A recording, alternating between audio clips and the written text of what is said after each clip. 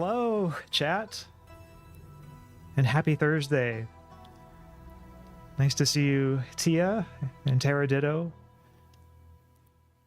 Tia with the hearts, Terraditto with the classic fish. It's kind of how I imagine you now, Terraditto. I imagine you just as a fish, sort of typing at the keyboard. Would you be willing to post the starting stream artwork to Twitter? Indeed, I would. I think I have at some point. It might have been like a few weeks ago by now, but I'm pretty sure I have posted it as a GIF on Twitter.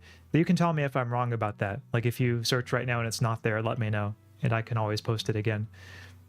But yeah, I'm really happy with how the artwork turned out. The artist, I thought, did a really good job on that. Also, Blue Ice Cubes, hello. Nice to see you here as well. With the penguin waving emoji. So everyone, if you're not quite sure what tonight's stream will be like, well, I can tell you I'm not really either. This is a game that I very intentionally have decided not to read up on too much. But I can tell you a few things that I know about it. One of them is that you might recognize the art style because the artist, and really the developers more generally, are the same as Slay the Princess. Or at least I believe the artist is the same artist. I know it's the same developer. But in that light, the genre of game, you might say, is similar in that it involves very much a sort of branching storyline with lots of different possibilities that depend on the player's choices in the game. And it is a visual novel, and so one would hope at least that there's much attention paid to the story. I know the premise of the story involves going back to your hometown and spooky things going on, but surely there's a good deal more to it than that. Again, I haven't read up on it too much, but I'm looking forward to seeing what it's like. Also, TP Ninja, hello. I haven't seen this one. Yeah, well, this was kind of a game that I didn't really have on my radar for a while either. I was searching up, okay, like what, as embarrassing as it is to say, I was thinking, okay, like, you know, Karas likes playing games like these, and now that he's not able to stream, like, you know, I feel like I should, you know, take up the mantle of streaming, like, you know, visual novel type games and dating sim type games. Not that this game is a dating sim, but I suppose it does fit the visual novel element, especially in light of how all three Philosopher VTubers now have played Slay the Princess on stream. So I suppose you could say this is a natural next step. But yeah, I just heard about it relatively recently, and I was like, okay, time to give this a try. Especially because I saw it had good reviews, so looking forward to seeing it. Hey Axe, I must have had a really long day because it feels like ages since you last streamed, even though I know it was yesterday. How was your day? My day was pretty good. Yeah, I did some prep for a meeting tomorrow with a new student, and haven't really done too much other than that. Did sleep in today, so that was always a nice start to the day. But yeah, I saw you had a pretty long stream earlier today, Tia, with your Xenoblade stream, and I can see how that would take a lot out of you.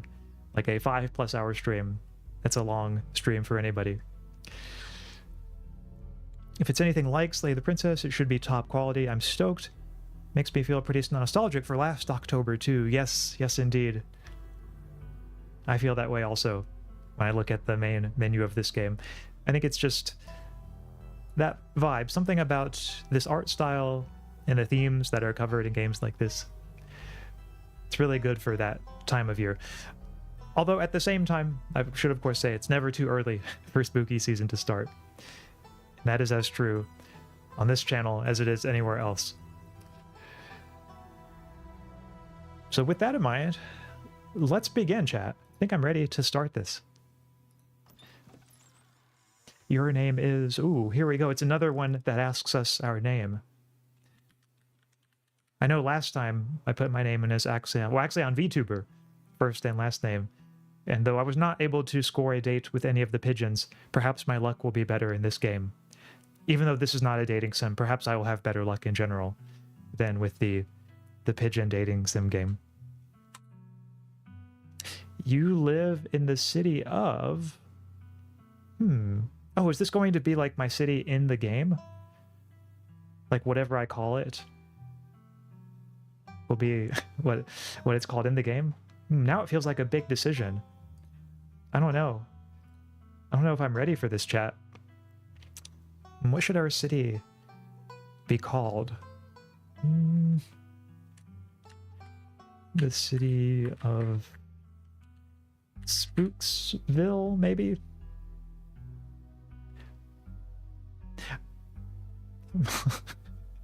Alexandria. Well, that's what I guess we would put if we were Karas. Spooksville. I have been to Alexandria to, you know, visit Karas sometimes, and it is a very nice place. Wish I could say I was from there. Morning, Tia. Oh, sorry, that was for Tia, but well, even though that comment was directed at Tia, very good morning to you too, TP Ninja. I'm guessing you don't want to dox yourself. Yeah, I don't want to dox myself too much, even though, like, I've already, you know, doxed myself about as much as any VTuber can. Scare Street, Spooksville. Yeah, I think I'll go. The thing is, I don't know if this game is going to have like a super serious tone later, and Spooksville might be a little too whimsical for the tone that this game has. But all the same, I'm going to go for it. You are... Oh, okay, you get to choose your... So here I will choose male and confirm. Ooh, select 2 traits. Traits unlock additional paths and dialogue options. I like that. Hot is one of the traits. You could say extremely good looking, a natural flirt. People just like you, probably because you're a good person. Yeah, maybe I should choose, let's see, hot. Ooh, but some of these other traits are quite good too. So there's book smart, well-read and rational, possess a wealth of esoteric knowledge, and know when to use it. A talented researcher. I might feel a little bit drawn to doing this one, chat. Book smart. Something in that is close to my heart, at least close to how I'd like to see myself. Axe, you've doxed yourself to the next level. Yes, indeed I have. I can't deny it. It was an interesting read, though, your article. Oh, thank you. I'm glad you found it interesting. And that's always my hope with things that I write, is that they will help people to think more deeply about things, regardless of whether their viewpoint ends up agreeing with mine or not. I asked Karas if being from Alexandria means he's technically African. He got a good laugh out of it, yeah? I mean, I'd say technically it does. Keen eye, observant with a knack for picking up small details, empathetic. I feel like this would be a good one for you, Tia. The keen eye. Street smart, good at lying and hard to lie to. Fast talker, you can read people and read the room. No door can hold you. I like the metaphorical and somewhat badass way of putting it there. Yes, no door can hold you. But I don't think this describes me. I think if people want to lie to me, I'm usually like just inclined to take people at their word. So probably not street smart for me, though it is a good quality. Talk to animals. You can talk to animals. Animals can talk to you. Ooh, a gift and a curse. And I like that they have a cat here. I wonder what the cat is saying. Cats have always struck me as more philosophical than most animals. Maybe that cat is giving a philosophical argument now. Or maybe not. It might just be demanding food. It could be either of those, and there's nothing in between.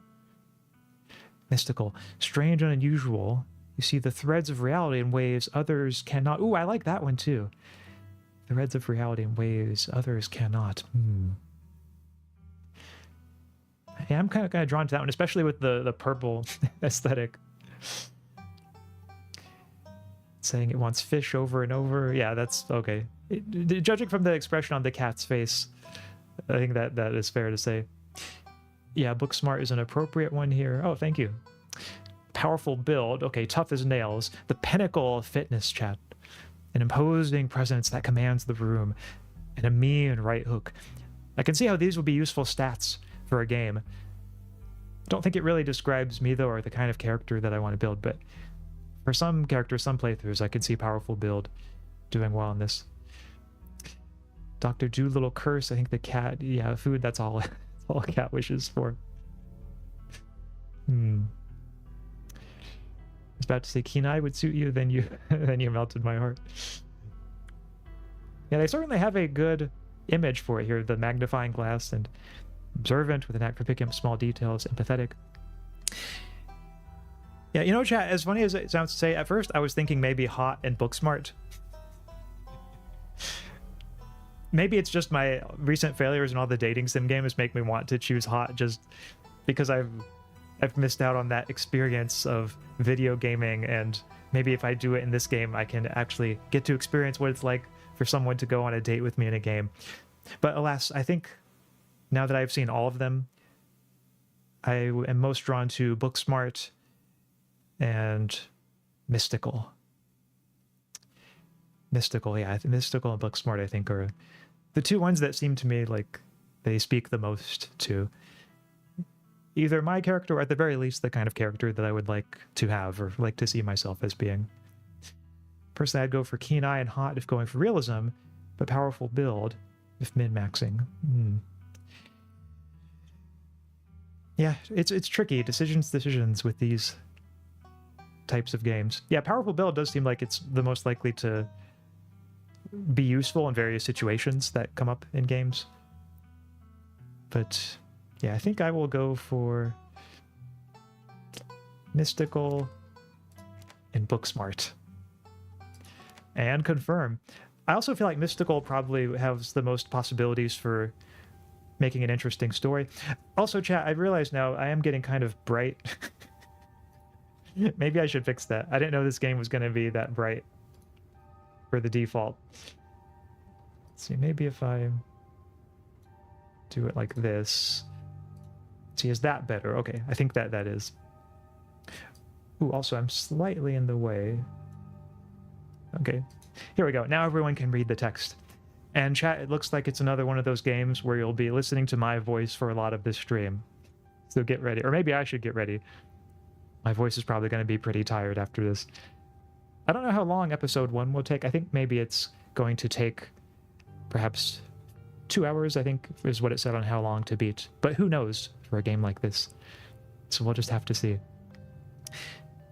You've got the hot nerd look on lock, in my opinion. But Booksmart and Mystical are probably your primary traits. Oh, thanks to you.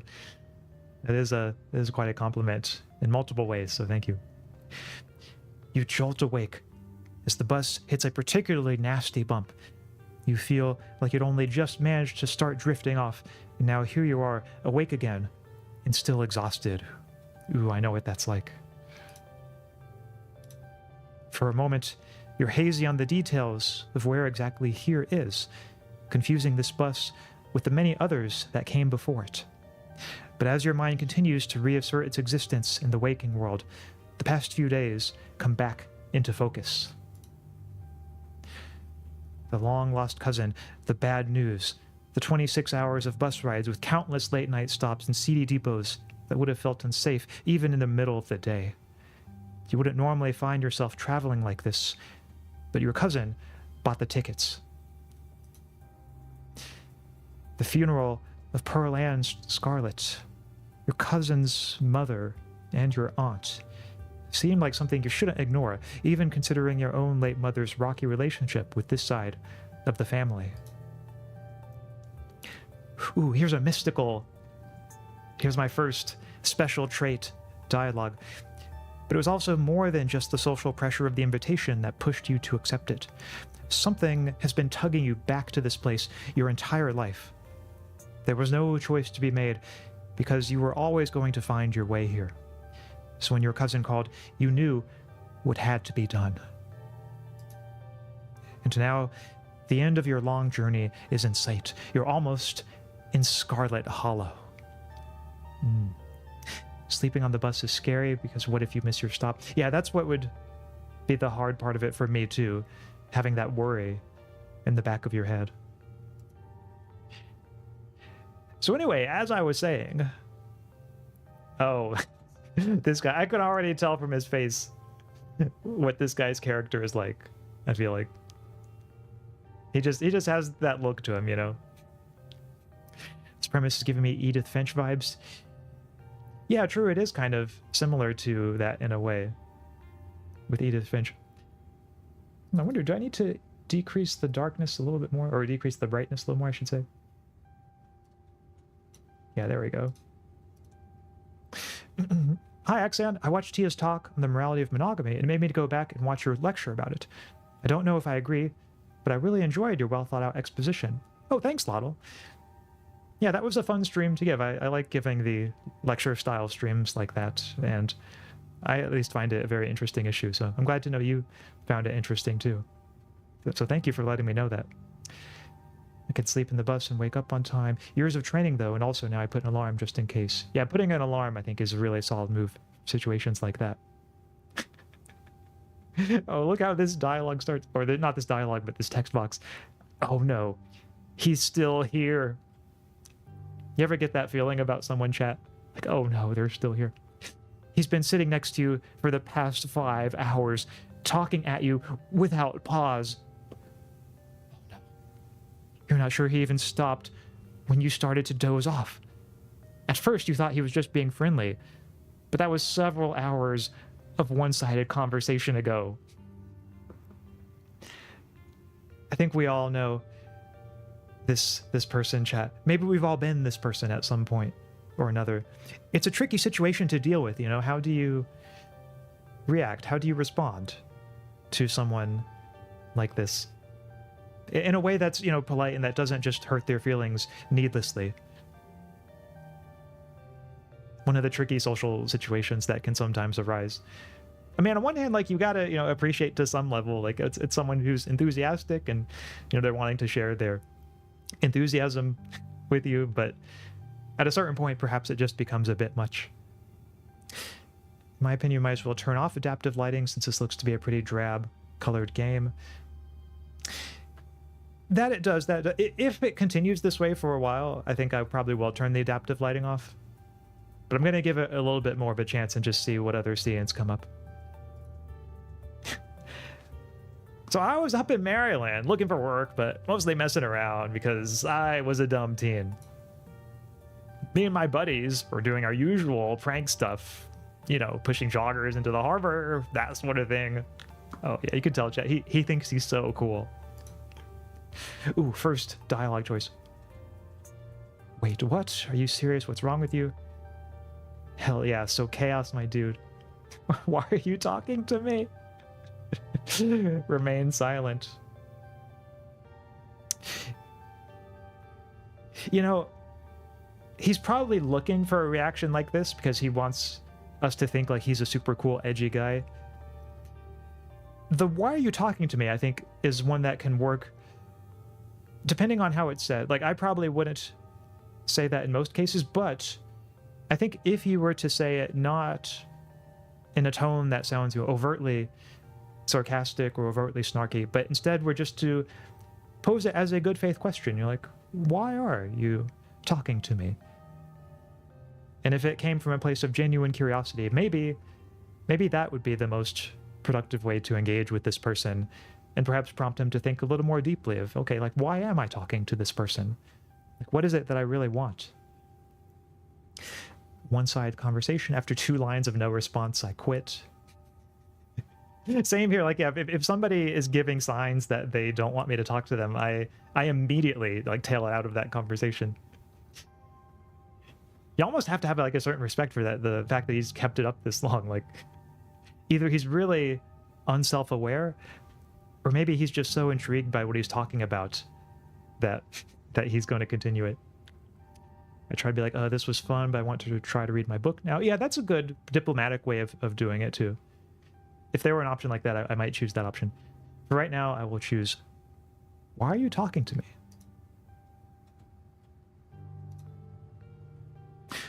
Why wouldn't I talk to you? We're on a bus. Buses are one of the best places to meet new people, hands down. And you're the only person left to meet. So this girl comes up to us swinging her purse, yelling about how she was going to call the cops or whatever. It was hilarious. She actually hit my friend, and he said it hurt a lot. So I guess she really was mad and not just playing. But she kept swinging, and soon enough, she lost her balance and fell into the harbor all on her own. We didn't even have to push her.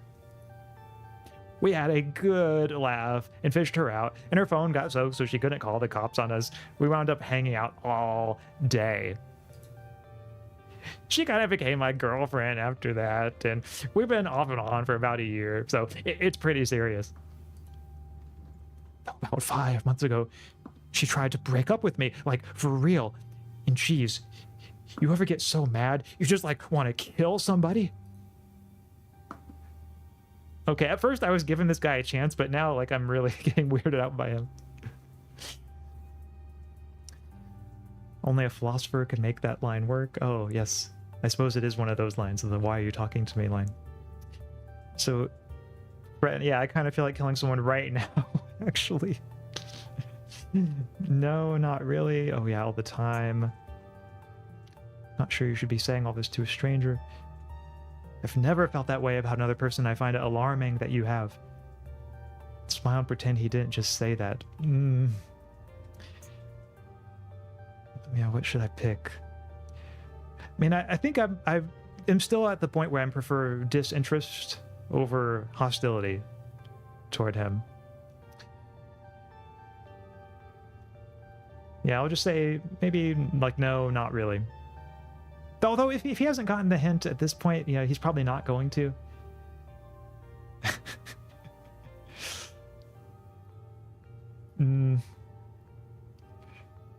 I'll go with, okay, no, not really. None of these options I feel like are perfect, but if I say, yeah, no, not really, what's he gonna say in response to that? You're young. You'll get it when somebody tries to break your heart someday. It changes a person, makes them think things they never thought they could. Honestly, could have killed that woman. Anyway, she's giving birth to our son right now. So I'm trying to get up to Virginia to be there for it. Wait, is he being serious? If so, that actually is quite a story. I did not expect the story to end up that way. But I don't know if I'm, like, into that stuff, so I might just wind up on a bus to New York or something instead. I've always wanted to go there. So you're just going to be like a deadbeat dad and kind of skip out on your son. Ooh, here's a book smart dialogue. If you thought about seeing a therapist, maybe it would help if you talked with someone about these feelings. Someone professional. Yeah.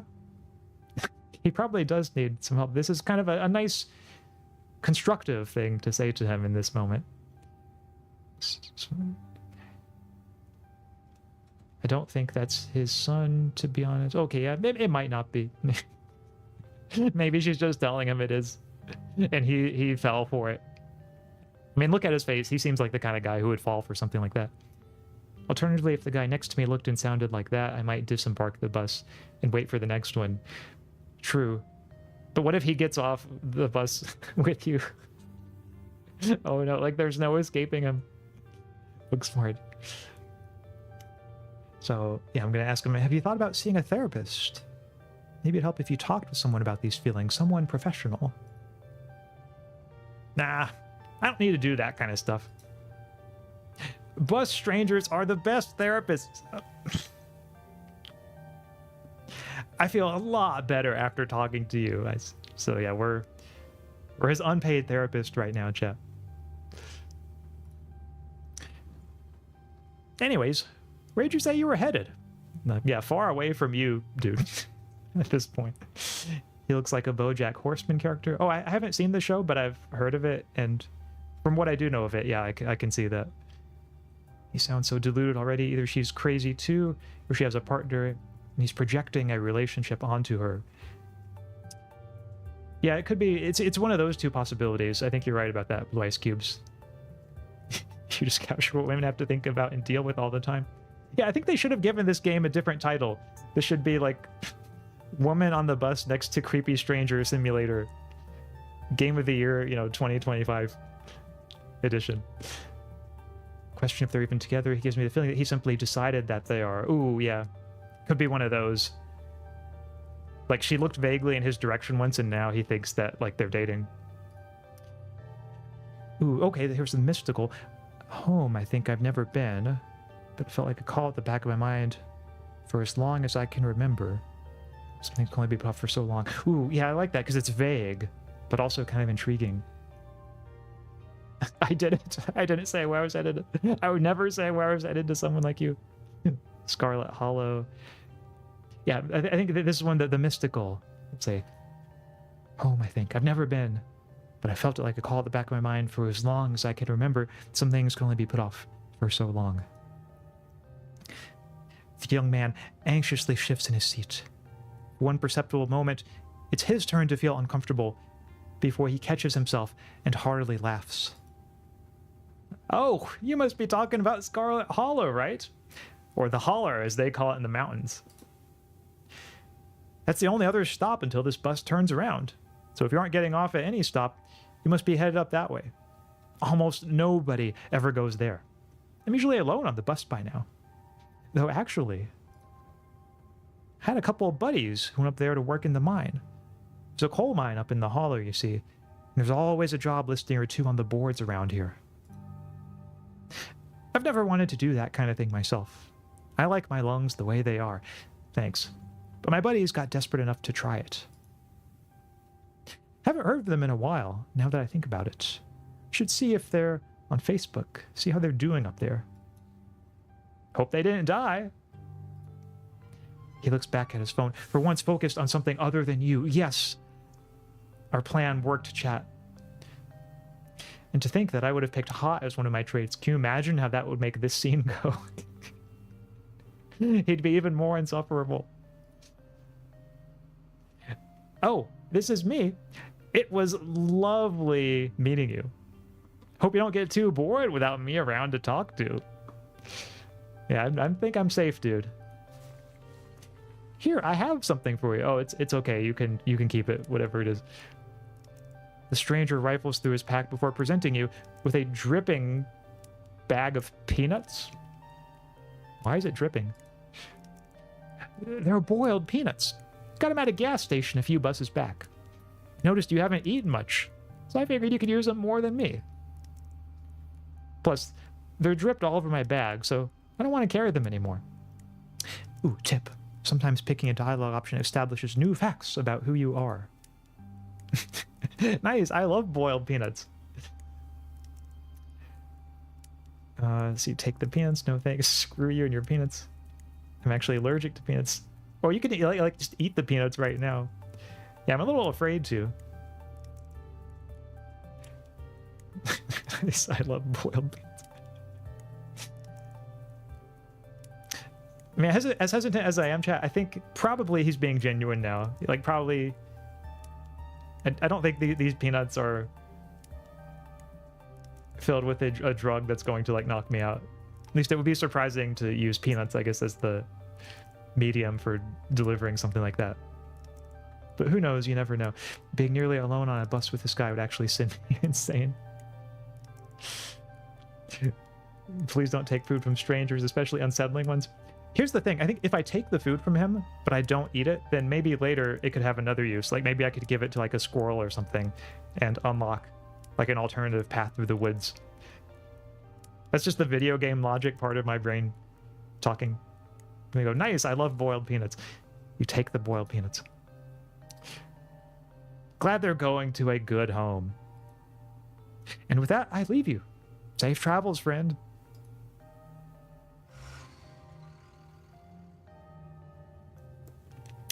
And just like that, the stranger is gone. Maybe you can finally get some sleep.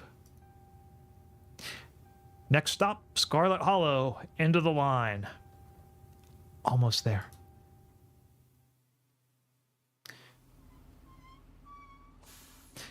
The bus finally comes to a stop, its brakes squealing as it deposits you in front of the Scarlet Hollow bus station. The sign at least reads bus station, but calling it that feels disingenuous. At best, it's a kiosk. Though for a small town like this, you're amazed there's so much as a road, let alone a bus that drives on it every week. The driver quickly shuts the doors behind you and starts the engine, kicking up dust clouds as he pulls away, eager to leave you and this place behind. Ooh, that was kind of fast. Hey, Axaeon. You instantly recognize the worn young woman from the few public photos on her Facebook page. She's your cousin, Tabitha, and she looks annoyed to be here. Offer her your boiled peanuts as a condolence. Looks like somebody needs a hug. Hey, Tabitha. So sorry for your loss, Tabitha. Remain silent. Oh, yeah, she's the one whose mom died. Yeah, I don't think I'm going to offer her the boiled peanuts as a condolence. She seems like condolences probably need to be a little more serious than that. Ooh, Path Woods. Yes, you're right, Terraditto. I hope they have that line somewhere in this game, just as a sort of throwback to Slay the Princess. That would be a nice act of homage to that game in particular. I'm going to say, I'm so sorry for your loss, Tabitha. Yes, great. Thank you. Let's get back to the estate. I don't want to spend any more time down here than I have to. Your cousin turns and motions to an old BMW parked near the bus kiosk. You follow her, clambering into the dusty relic. Ooh, so maybe she's not too distraught about her mom dying.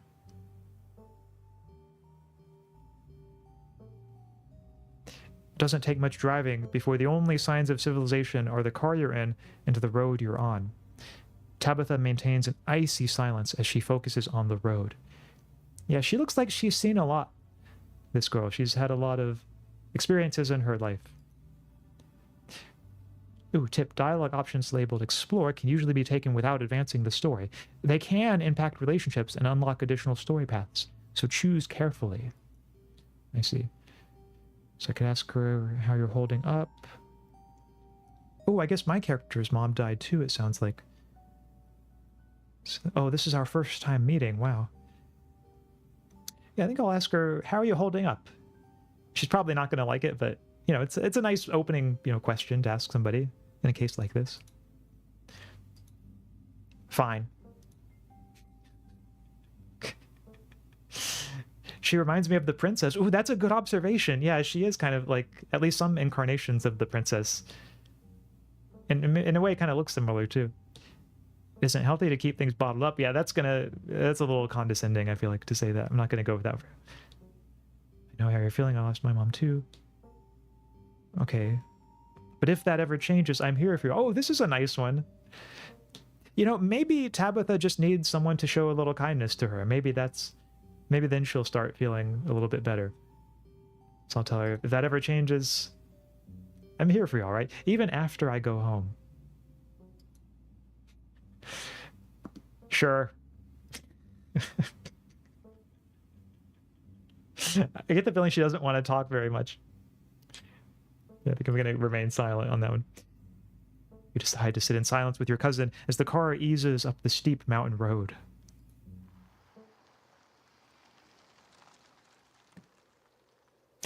And here it is, the Scarlet Estate. Though it's seen better days, its crumbling elegance is not lost on you, someone used to cramped apartments in gray cities.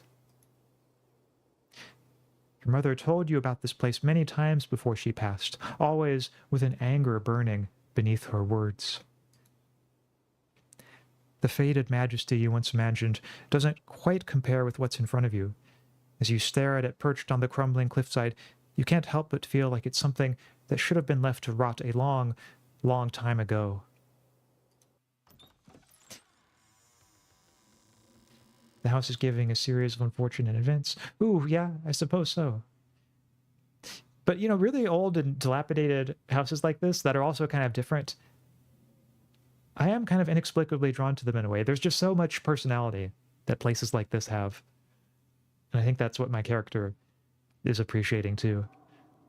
You're hit with a blast of dusty air as you step across the threshold and into the foyer. Everything in this room has been here for much longer than you've been alive, each object cemented in place with layers of dust and cobwebs. You can hear doors creak on their hinges, and the eggs and moans of ancient floorboards as the house itself sways in the wind. Welcome to our family's humble estate. Unfortunately, due to the current state of the house, only a few rooms will be safely accessible during your stay.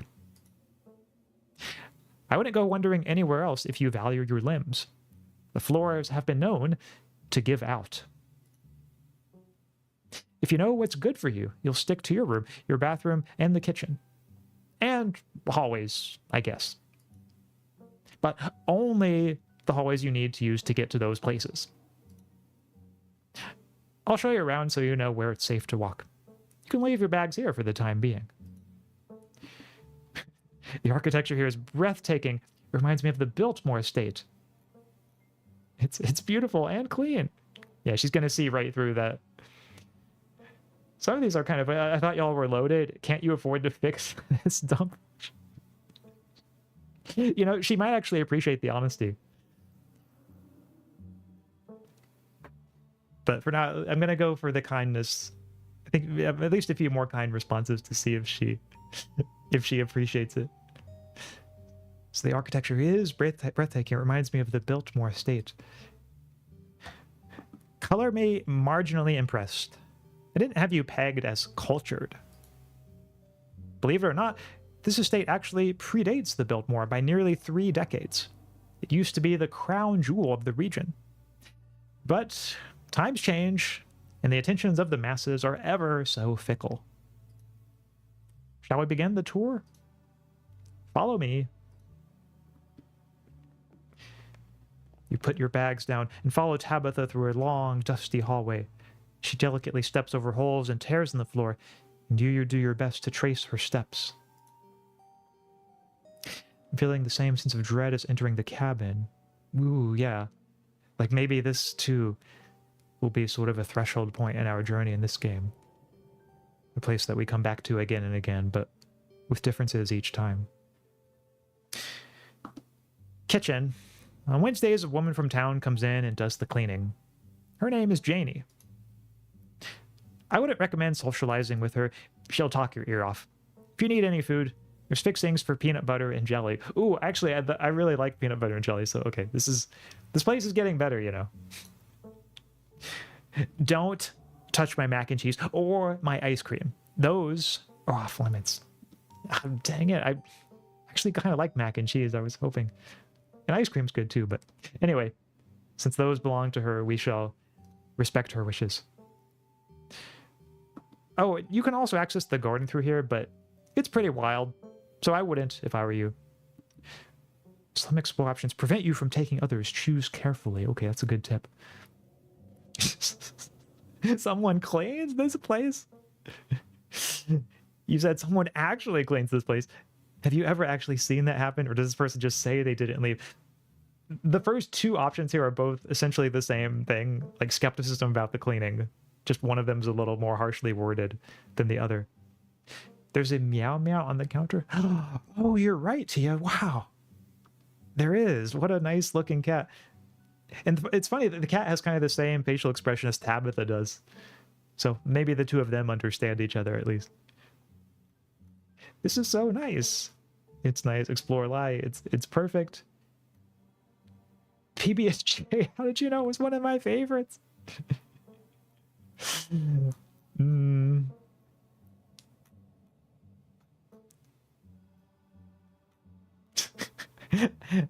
I kind of want to see what she says to this. Someone cleans this place? I'm sorry, someone cleans this place?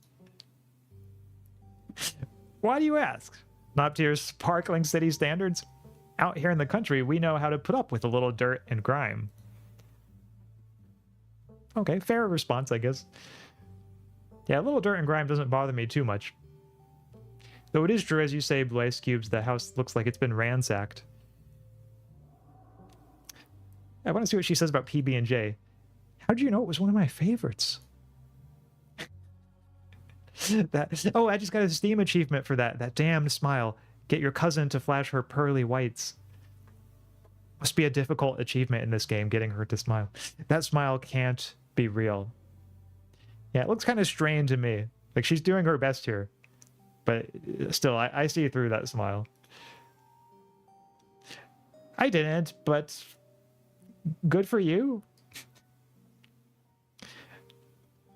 I'm not gonna... Well, actually, yeah, is there somewhere in town to buy food? That's maybe a good question. I might want to eat something other than PB&J this week. Is there somewhere in town we can get groceries? Well, aren't you fancy? Yes, there's a general store. There's also a diner. I usually order my food in bulk online, though, so I wouldn't be going with you. Some general store, how very folksy, but I'm your guest, so I didn't actually budget for groceries this week. I'll just go for, yeah, sweet. I mean, that's useful information for me. I can go to either of those 2 places for additional food. Sweet, thanks. Cool, good talk. What if I want ice cream? No, I'm not gonna. I could tell she takes her ice cream seriously. So, all right, what's next? Bathroom, follow me. Great, it's been hours since I've gone. As the two of you leave the kitchen, you pass a tuxedo cat sitting on the countertop. Yes, I'm definitely going to pet that cat if there's an option. Oh, yes, yes, it looked just like that, chat. There's an option. Okay, pet the cat. I'm not even going to ask for her permission. I'm just going to, pet the cat. Before following your cousin down the hall, you decide to pet the cat. Oh, no. She bites you hard and hisses violently. Tabitha sighs. As you've now learned, you should not pet Frou-Frou. If she wants to be pet, she'll let you know. Okay, that cat is a jerk. Sometimes, as much as I hate to admit it, sometimes cats are jerks, and this is one of the jerk type of cats. Come on, the bathroom waits. Still, it was worth a try, though. I'm probably stating the obvious, but I gather we're going to totally ignore Tabitha's instructions and explore the house without permission. Yeah, that's what I'm thinking. Like, if you just stick to the places where she told you to go, maybe that's the recipe for, like, the boring playthrough or the boring ending. All the interesting stuff is where you're not supposed to go. You once again follow Tabitha through a long, dusty hallway. Maybe after a few nights, it'll get easier to navigate these spaces, but for the time being, you feel lucky to have not fallen through the floors. Frou-Frou gets it. Boundaries are a must. I think biting me in response to just wanting a little pet was a little harsh. Could have just swatted me away with her paw, but yeah, sometimes cats just, they go for the nuclear option, I guess. Guest bathroom. Not much to show. It's a bathroom. I'll wait outside. Do what you must, if you must. It is a wretched bathroom. Piles of junk sit untouched in the corners of the room, and mystery stains paint the floor. I think I've seen places like this before. Yeah, they just need a little elbow grease and a little bit of scrubbing bubbles or Comet cleanser. We'll get the job done. So who exactly uses this? Wait, sure this toilet works. It's the worst bathroom I've ever seen. Never mind. I don't know. Ooh, lift toilet seat. Okay, yeah, let's. This might get a little gross soon, but let's do it. Bugs skitter from the bowl as you lift the seat. You could actually use the facility. I'm not scared, chat. A toilet is a toilet. Sure, it could be cleaner, but your business needs doing, and this is as good a place as any. That's right. Don't want to hold it in, because then you might have to go later when it's inconvenient. You do what you must, and rejoin your cousin out in the hall. Next up, guest bedroom. Last stop on the tour. Follow me. You and Tabitha briefly return to the foyer before climbing the stairs and reaching the guest room. The room smells old. Dust, mildew, wood rot. It has it all. A week of sleeping in this place might give you permanent lung damage. Oh no. This is where you'll be staying. The linens are fresh. I had Janie wash them last week. I had to endure a half-hour rant about her kid to get her to do it. So you'd better be grateful. An unmistakable stain coats this room. Someone has died here. No, people have died in here. The closet is full of old family stuff, so you can't hang your clothes up. But you can use the dresser. Should be empty. Ooh, mystical. People have died in here, haven't they? Ooh, is she... She's probably going to be impressed that I can pick that up. This is great. Way nicer than what I'm used to. What a dump. Yeah, all the other responses seem to focus on the condition of the room. But I do want to see what she says to this. Yeah, people have died here, haven't they? When? This house is almost 150 years old. Obviously, people have died here. Oh. I was hoping she might be more impressed with our intuition than that. But it's hard to impress this girl.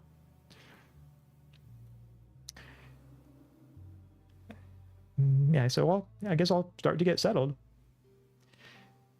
Would you describe yourself as handy around the house, Ax? Not exactly. I'm not someone who's really good at home repair. I mean, I can do like basic cleaning, but that's probably about it. I mean, I guess if I watch some like YouTube videos and really set my mind to something, I think I could do it, but just off the top of my head, I don't have a lot of home repair knowledge. Is there an option to go home yet? That's a good point. I don't know exactly what it is we're supposed to be doing in this town. Because I know there was a death and a funeral, but like what our character's motivation is, I think, is still kind of being determined. Mystical trait seems OP right now. Kind of does. I guess I'll start to get settled. Follow me. I'll take you back to the foyer so you can collect your belongings. This concludes our tour. I'm afraid I must return to my duties, so you have to entertain yourself for the rest of the day. Don't expect to see much of me. Tip: some dialogue options will show additional conversation paths, some right away and others down the line. Ooh, so here's a Booksmart one. There wouldn't happen to be a library in the estate, would there? Not sure what else I should do with my time. You're just waiting around until the funeral, I think. Oh yeah, that seems like a plausible guess. Yeah, I bet you're right about that too. Are you sure you can't take the day off? Yeah, I do wonder what her duties are. You asked me to come here, but you're acting all pissed off that I actually came. What's going on with you? Yeah, I don't think she's actually mad at me. I think this is just her general personality. I won't keep you, but we should hang out when you get back. Well, first, I want to say, the Booksmart, yeah, is there a library in this place? Would it happen to be a library in the estate, would there? Not sure what else I should do with my time. There is, but as I said earlier, most of this building is off limits. And the library is in the West Wing, which is extra off limits. You're better off heading into town. I'm pretty sure there's a library there. Okay, so maybe I could go to town if I want to do some reading. So far, chat, in this game, we've had two characters who are maybe, in their own ways, a bit difficult to interact with. But I've tried the positivity option on both of them, and I think I will try it here again as well. So say, I won't keep you, but we should hang out when you get back. How is she going to respond to this chat? Will she be just taken aback at how friendly my character is? I can tell from her face. You can see it in her eyes. Her heart is just swelling to 3 times its original size right now. We'll see. There's a lot that needs to get done this week. Okay, well, hey, that wasn't like overtly mean. So I think we're making some progress here. Your cousin leaves through the front door. And now it's just you. You in this sprawling, decrepit estate. PB&J sounds great right now. Yeah, this character, I think, understands me. Settle into your room. Oh, go straight to the forbidden wing of the estate. Might as well head to town. Yeah, which should I do? Oh, also Viking, hello. Where pigeons go. Oh yes, the pigeons have flown away. Now I'm trying my luck with adventures in spooky towns. I like the art in this one.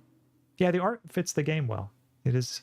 You might not have been here for this part of the earlier stream of Viking Leon, but it's the same developers who made Slay the Princess who made this game, so you might see some parallels in the art style there. Since my character hasn't eaten yet, I probably could go for a PB&J. Yeah, you haven't had anything to eat all day. The only things louder than your stomach right now are the creaks and moans of this ancient place. A PB&J sounds exactly like what you need to take on the rest of the day. You head to the kitchen. Chunky or smooth? Usually I go for smooth, but I will eat chunky if it's the only thing in the kitchen. Ooh, the cat is watching me and judging me. You're back in the kitchen, ready to craft a beautiful peanut butter and jelly sandwich. It's a daunting task, given the state of the place, but the aggressive growls of your stomach outweigh your fear of food poisoning. To get started, you'll probably need to find some peanut butter, some jelly, bread, a plate, and a knife. Yes, those are the standard ingredients of a PB&J. So, it stands to reason that I would need those ingredients. Approach for fruit. She's gonna bite me again. Search the fridge. Well, actually, if I just approach her, but I don't try to pet her, maybe she'll be okay with just me approaching. The cat hisses as you draw near, but remains firmly in place. This is clearly Frou-Frou's spot on the counter. Pet her, back away. Okay. I'll back away. I'll respect her space this time. You back away from Frou-Frou, trying not to make any sudden movements. So I can search several things. Okay, why don't I search the fridge? So you approach the fridge. Your eyes catch a note taped to the door reading, "Janie, stay out," in all caps. Below it, in separate handwriting, are the words "Okie dokie." Man, Tabitha really is not very nice to the people around her. You open the fridge. You already feel a deep urge to wash your hands, even though you have yet to touch anything other than the handle. Examine the old takeout, check mayonnaise, take jelly, grab ice cream. Ooh, Tabitha's gonna hate me if I do that. I'll take the jelly. Reach for one of the unopened jars of grape jelly, carefully checking its expiration date. You breathe a sigh of relief when you realize it's recent. This was either purchased specifically for you, or jelly is one of the few things in this kitchen Tabitha actually uses. I like to think she got it specifically for me, and like that was her one little act of kindness to me. All you need now is a plate, knife, bread, and some peanut butter. Better close this fridge and keep looking. And the old takeout. Okay, I'm going to close the fridge. I don't need to examine any of those other things. Oh, Viking Leon, you understand. Yeah, smooth is the only answer. I'd personally go into town, canvass the area, and see what they have, and maybe get something to eat there. Arguably, the less time I have to spend in this house, the better. I mean, I feel where you're coming from on that one, Tia. But on the other hand, like the more time I spend in this house, maybe the cat will get more used to me and will actually be able to become friends. So, kind of a tough call. You return to the kitchen, closing the fridge behind you. I think I should search the pantry. Maybe the peanut butter will be in here. Tabitha sure loves her mac and cheese. Ooh, that she does. Okay, we got some bread. You pick up one of the non-moldy loaves of bread. Great. One step closer to a satisfying snack. I think this is the most in-depth, like making a peanut butter and jelly sandwich section of a game I've completed yet. Like it's going through all the steps here. All you need now is a plate, a knife, and some peanut butter. I think I will take the peanut butter. I see what they did there. The GIF. The king of nut butters. And only 3% of each jar is mashed up cockroaches. Oh, wow. This is truly going to be a special treat. The only things you need now are a plate and a knife. Examine mac and cheese. No, off limits. Off limits. Close the pantry. You close the pantry door as best you can and turn back to the rest of the kitchen. Yeah, maybe I should search the cabinets, see if I can find a plate. This cabinet must be where Tabitha keeps the dishware. Oddly enough, the utensils. I have a joke that goes, Karis alcoholic, Tia workaholic, X cataholic. Hey, Faire. Yep, I can't think of anything to object to there. Grab a plate, butter knife, examine the mug. Ooh, yeah, I want to examine, let's see. Blowing Rock, North Carolina. I was blown away. Oh, okay. It's kind of like a little cheesy tourist gift one might get. Reads, I was blown away at Blowing Rock and see Sir Rotten Cousin actually traveled sometimes, even if it was only a few hours from the estate. Maybe you can route your return trip through Blowing Rock. Might be nice to see the local sights before heading home. I wonder, did that just open up a new route for me later in the game? Yeah, examine the shot glass. I survived Deb's 50th. Your aunt's name was Pearl Ann. So this wasn't from her 50th. Oh, Comey, welcome. I approve of cataholicism. I'm glad I have your approval and your understanding, Comey. From the few stories you had heard from your mom, Pearl Ann wasn't the type to have kitschy friends who gave out themed shot glasses at their birthday parties. I guess she was the more serious and stern type, perhaps. Time to grab a plate and butter knife. This is the last ingredient you needed to make your PB&J. Time to get to work. Grab a bowl? Yeah, I don't think I need a bowl. And close the cabinet. You close the cabinet and look back to the rest of the kitchen. Search the cabinets. Check out the garden. Some of these things I am curious to see, but first things first. PB&J time. Despite the state of this horrendous kitchen, you have successfully combined your 3 ingredients to make a peanut butter and jelly sandwich. Congratulations, you can feed yourself. We did it, chat. We can feed ourselves. I should get a Steam achievement for this. And look, there's, I know you can't see it, chat, but it's a cooking by the book. Follow the recipe. I did just get a Steam achievement. I am so ahead of this game. A job well done. All that hassle, and it took you less than a minute to eat. The rest of the day lies in front of you. Okay. Check out the garden. Yeah, I'm a little curious what the garden is like. This garden was reclaimed by the wilderness long ago. It might not be very safe, but who's to stop you from venturing deeper? You know, Pteroditto, I think we might be close to the part where it says you're on a path in the woods. That's what this is looking like. If only there was the nice crunch of nuts in your peanut butter. Perhaps next time, Blue Ice Cubes. Maybe just for you, we'll search for the crunchy kind. Yeah, let's explore the garden. You wander further into the garden. It's quiet out here. Return to the... Okay, that's... Well, I guess that's it for that choice. You head back inside and close the door behind you. Yeah, I think I'm done in the kitchen. Congratulations, you've eaten and have a full day ahead of you. What do you want to do next? Settle into your room. I do kind of want to investigate the forbidden wing of the estate. With Tabitha gone, there's no one stopping you from going into the forbidden wing of the estate. Ooh. Creepy chat, but worth exploring. You immediately try the nearest door, only to be impeded by locks and chains. Oh, well, I guess that's that then. Explore, settle into your room. Might as well... Yeah, I do kind of want to head into town. Only a path in a garden, no woods. I know, it's not quite the same, is it, Pteroditto? But they're getting there, you know? They're building up to it. Building up to the woods. We'll probably be going into the woods at some point. With your cousin gone, there's nothing for you to really do here. You drop your bags off in your room and head out to explore the town. Oh, is this you're on a path in the woods? If you would have known you'd wind up having to walk all the way back to town, you'd probably just ask Tabitha to leave you at the bus stop. Especially with how unhappy she seemed to see you. If only you could wipe the slate between the two of you clean and bury some of the tension. Though maybe her mother's funeral isn't the best time for something like that. Perhaps not. Though maybe it is. Maybe she could use a kind presence in her life, especially now. Then again, yeah, maybe it's the perfect time. See, this is what I was just saying. Continue down the path. The garden is pretty, in my opinion. I assume there'll be more to do there later. I think so. Yeah, it would be strange if they had such a pretty area that didn't have anything to do there. So I think you're right about that, Tia. It's really pretty out here.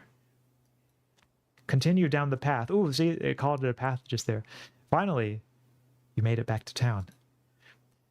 The holler, as that guy on the bus called it, has probably seen better days. It still has the feeling of an idyllic country town, but its sidewalks are cracked and many of the storefronts are boarded up, their windows dusty with age. The chill breeze sweeps down the lane, and you shudder, suddenly feeling as if you're peering into a grave. Oh, here's a little doggy. Gretchen, come back! Quit bothering strangers! Sorry about that. Gretchen can be very slippery when she wants to be. She loves to get loose and cause havoc. Pet the dog. Don't do too well. Is that supposed to be a dog? Introduce yourself, remain silent. See, if I pet the dog, maybe I'll have better luck than with the cat. You reach out and scratch Gretchen behind her ears. Her fur is soft and warm. She wheezes excitedly, digging her little nose into your palm and licking your hand. Okay, at least the dog's nicer than the cat. Aw, I'm so glad you two are getting along. Isn't she just the cutest? With how energetic she gets, you'd never know she's 17. Oh wow, 17. Yeah, that's amazing. 17, that's incredible. It sure is. I'm hoping she beats the current record holder and makes it to 19. Or better yet, 20. The more time we get together, the better. Isn't that right, Gretch? Ah, but what am I doing? I got so caught up in the excitement of meeting someone new that I entirely forgot to introduce myself. I'm Stella. Okay, this is like the first nice person in this game. It's not often I see a strange face up in the holler. Every now and then there's a new crop of coal folks, but you don't look dusty enough for that. She's such a sweet thing. I love her. Wait, the dog or Stella? You aren't in town for the funeral, are you? The Scarlet funeral? Offer her your boiled peanut? This is the most random dialogue choice. I think I'm going to do it, chat. Offer her your boiled peanuts. You hold out the dripping bag of peanuts. It's polite to offer food in new social situations before I even introduce myself. Oh, that's really kind of you to offer, but I couldn't take your food. You should hang on to those in case you get peckish. Anyways, I'm going to go out on a limb and say that you're Tabby's cousin, right? That's the only person I can think of who would come to town for the funeral. How's she holding up? To be honest, I've been a little worried about her, all alone up in that big house. Yeah, Tabby, that's a little strange. Seems like a kind of informal nickname for her. Why do you want to know? Ooh, mystical. I feel like whoever I met today isn't the real Tabitha, just a mask she wears. There's a lot of dialogue options for this one. Is she always so you-know? I don't know how she's doing it. I don't care. Yeah, some of these are just straight up cruel. She's awful, and as far as I can tell, she openly hates me. Yeah, I don't think she hates me. I think she's just a little rough around the edges. But in my usual fashion chat, I'm going to go with mystical on this one. I feel like whoever I met today isn't the real Tabitha, just a mask she wears. I hope that's a metaphorical mask you're talking about. Oh, it's all metaphorical. To tell you the truth, she's always been a little rough around the edges. See, just like I was saying, there have been so many times in this playthrough so far, chat, where I've like said something and then the game has confirmed it or used the same wording. But most people don't really catch on to that. It'll probably be good for her now that you're staying there, even if she doesn't think so herself. Yeah, I wonder what's their backstory. Are they friends? I was probably closer than most people I've gotten to being able to call her a friend. The school here is really small, so everyone had to at least get along with everyone else. She was a grade ahead of me, but everyone knew her, especially since she's a Scarlet. We wound up bonding a bit when we were both in the school's production of A Midsummer Night's Dream. I was Puck, and she was Mustard Seed. As you might have expected, she was more than a little prickly, but I managed to soften her up a bit in the end. Ah, so it is possible. Also, really nice BGM in this part. But then she graduated, and that was that. Oh, if you just got to town, you must be starving. I was just on my way to the diner for a coffee, and they've got amazing biscuits. My treat. Biscuits, you're a treat. Hell yeah. I mean, I did eat that peanut butter and jelly, but I'm also not gonna... I don't want to turn her down. Turn around and leave without saying another word. You know, thanks so much. Biscuits, your treat. Yeah, hell yeah. Awesome. Let's go. The pleasant aroma of greasy breakfast food hangs heavy in the air. In contrast with the empty, lifeless atmosphere of the family estate, the diner is filled with the comforting din of human life. All of which grinds to a sudden halt as the patrons realize that a stranger has entered the establishment. Ooh, they're on to me. Hey everyone, I'm Axaeon. What are you looking at? Quietly silently stare at the patrons. Yeah, I think in a small town like this, I should just introduce myself, you know. That's the best way of getting past the initial awkwardness. So say, hey, everyone, I'm Axaeon, just in town for the funeral. Before anyone can respond, you and Stella casually slide into a booth, pretending the whole town didn't just gawk at you like a sideshow attraction. Looks like your entrance was a little more dramatic than you were expecting, huh? Folks around here don't meet many strangers as is. With who you're related to, well, let's just say you'll be the talk of the town for a while. Okay, wow, there's really nothing going on in this place then if that's all it takes to be the talk of the town. Oh, new character. Hey, Stella, I went ahead and fixed you up a coffee. They quietly place a cup of coffee in front of Stella. Here's some bacon for the little lady. Gretchen sniffs the bacon and digs... Oh! When he said little lady, I thought he was still referring to Stella. I didn't realize he was referring to the dog. Okay. Gretchen sniffs the bacon and digs in. Tipping at the H button on your keyboard to hide the text box at any time. Okay. Good to know, good to know. Anything for you? Name's Avery. I'll be taking care of you today. Oh, thank you, Avery. Offer them your boiled peanuts. This is going to be like an option for every character now, and no one's going to accept them. I wonder what he's going to say if I offer them your boiled peanuts. You hold out the still dripping bag of boiled peanuts. Gretchen sniffs at the spatters of brine on the table and licks her lips expectantly. No thanks. I shouldn't take gifts while I'm on my shift. Anything I can get you, though? No thanks. I previously still said she's buying. So I'll have one of everything, please, and thank you. Yeah, there are two kinds of people in the world when it comes to this. When they know someone else is paying, there are some people who are like, oh, well, I'll order the least expensive thing on the menu. I'll just get like a water and a small salad. And then there are others who are like, yeah, like load me up with everything possible. Like someone else is paying, like, hell yeah, like let's get everything on the menu. I'm more of the first person myself. But it is funny when you encounter people who are the other way. Or coffee, or a biscuit. I think I'll just go for a biscuit. Because I did have that PB&J, but that wasn't much.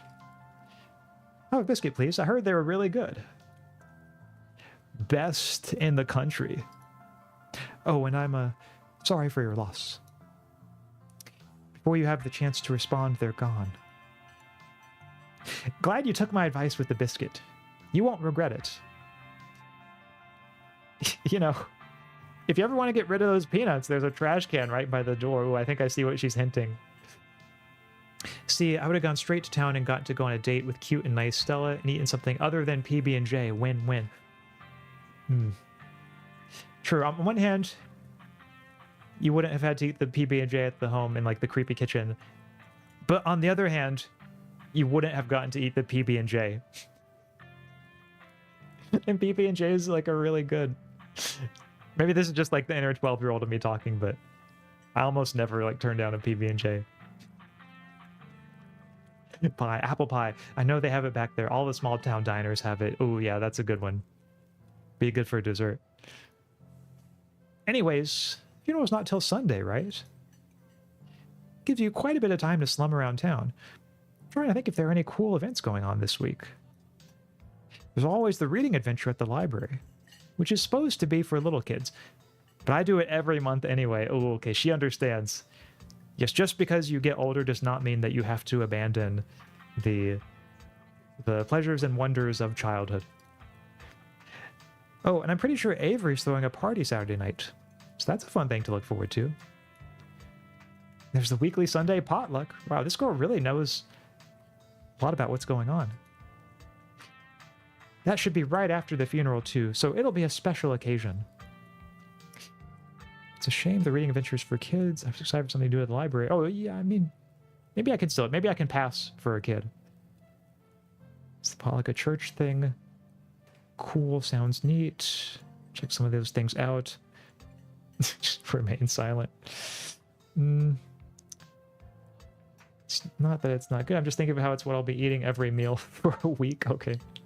Fair point. Fair point, I suppose. Maybe you could mix it up a little bit by like sometimes instead of like putting the peanut butter on first, you put like the jelly on first. Or maybe sometimes you put like peanut butter on one side of bread and then like jelly on the other and combine them. Whereas the other, like you do peanut butter and jelly on each side of the bread. Or like peanut butter and jelly just on like both peanut butter and jelly on like one bread slice and then just put another bread slice on top of it. Like there are different techniques for making PB&Js. Although if somebody were to say like ultimately they amount to the same thing, I guess, you know, I wouldn't be able to deny them. I guess you could even do like peanut butter in the middle and then just like put jelly on the top of the sandwich. I guess that would be like if you were getting really desperate. Desperate because you've had so many PB&Js and like you're just trying for anything to mix it up. So yeah, I think I will go for the... It's a shame, the reading adventures for kids. I was excited for something to do at the library. Just because it's for kids doesn't mean it isn't fun. The Oscar is all about keeping things on theme. So this month, it's a bunch of ghost stories. I think he's calling it spooky bookies. Oh. Well, you know, hey, a good dad joke is always appreciated. You know, like how a ghost would say it. Oh my god, that's perfect. You almost had me excited there. Sounds like it's for babies. And I am not a baby. I am an adult.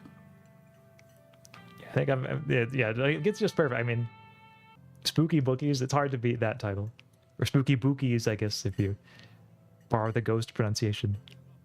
Oh my god, that's perfect. Cool, we should check it out this week. But that's really just an afternoon. Any idea what you want to do for the rest of the week? Let's see. Yeah, how's the general selection at the library? How's the selection at the library outside of the reading adventure stuff? It's great. I spend a lot of time there myself. In fact, I was working at the library most of the morning. Ran into you just as I was leaving. Oscar does a great job stocking the place. Once he gets to know you, he'll compile these big lists of books he thinks you'd like. And he's always right. Ooh, that's cool. They have a nice librarian. He might as well label the sections by townsperson. For me, it's a bunch of books on cryptids and weird supernatural stuff. He manages to track down some really rare sources. Before Stella can finish, Avery returns biscuit and tow. Oh, I'd forgotten about the biscuits.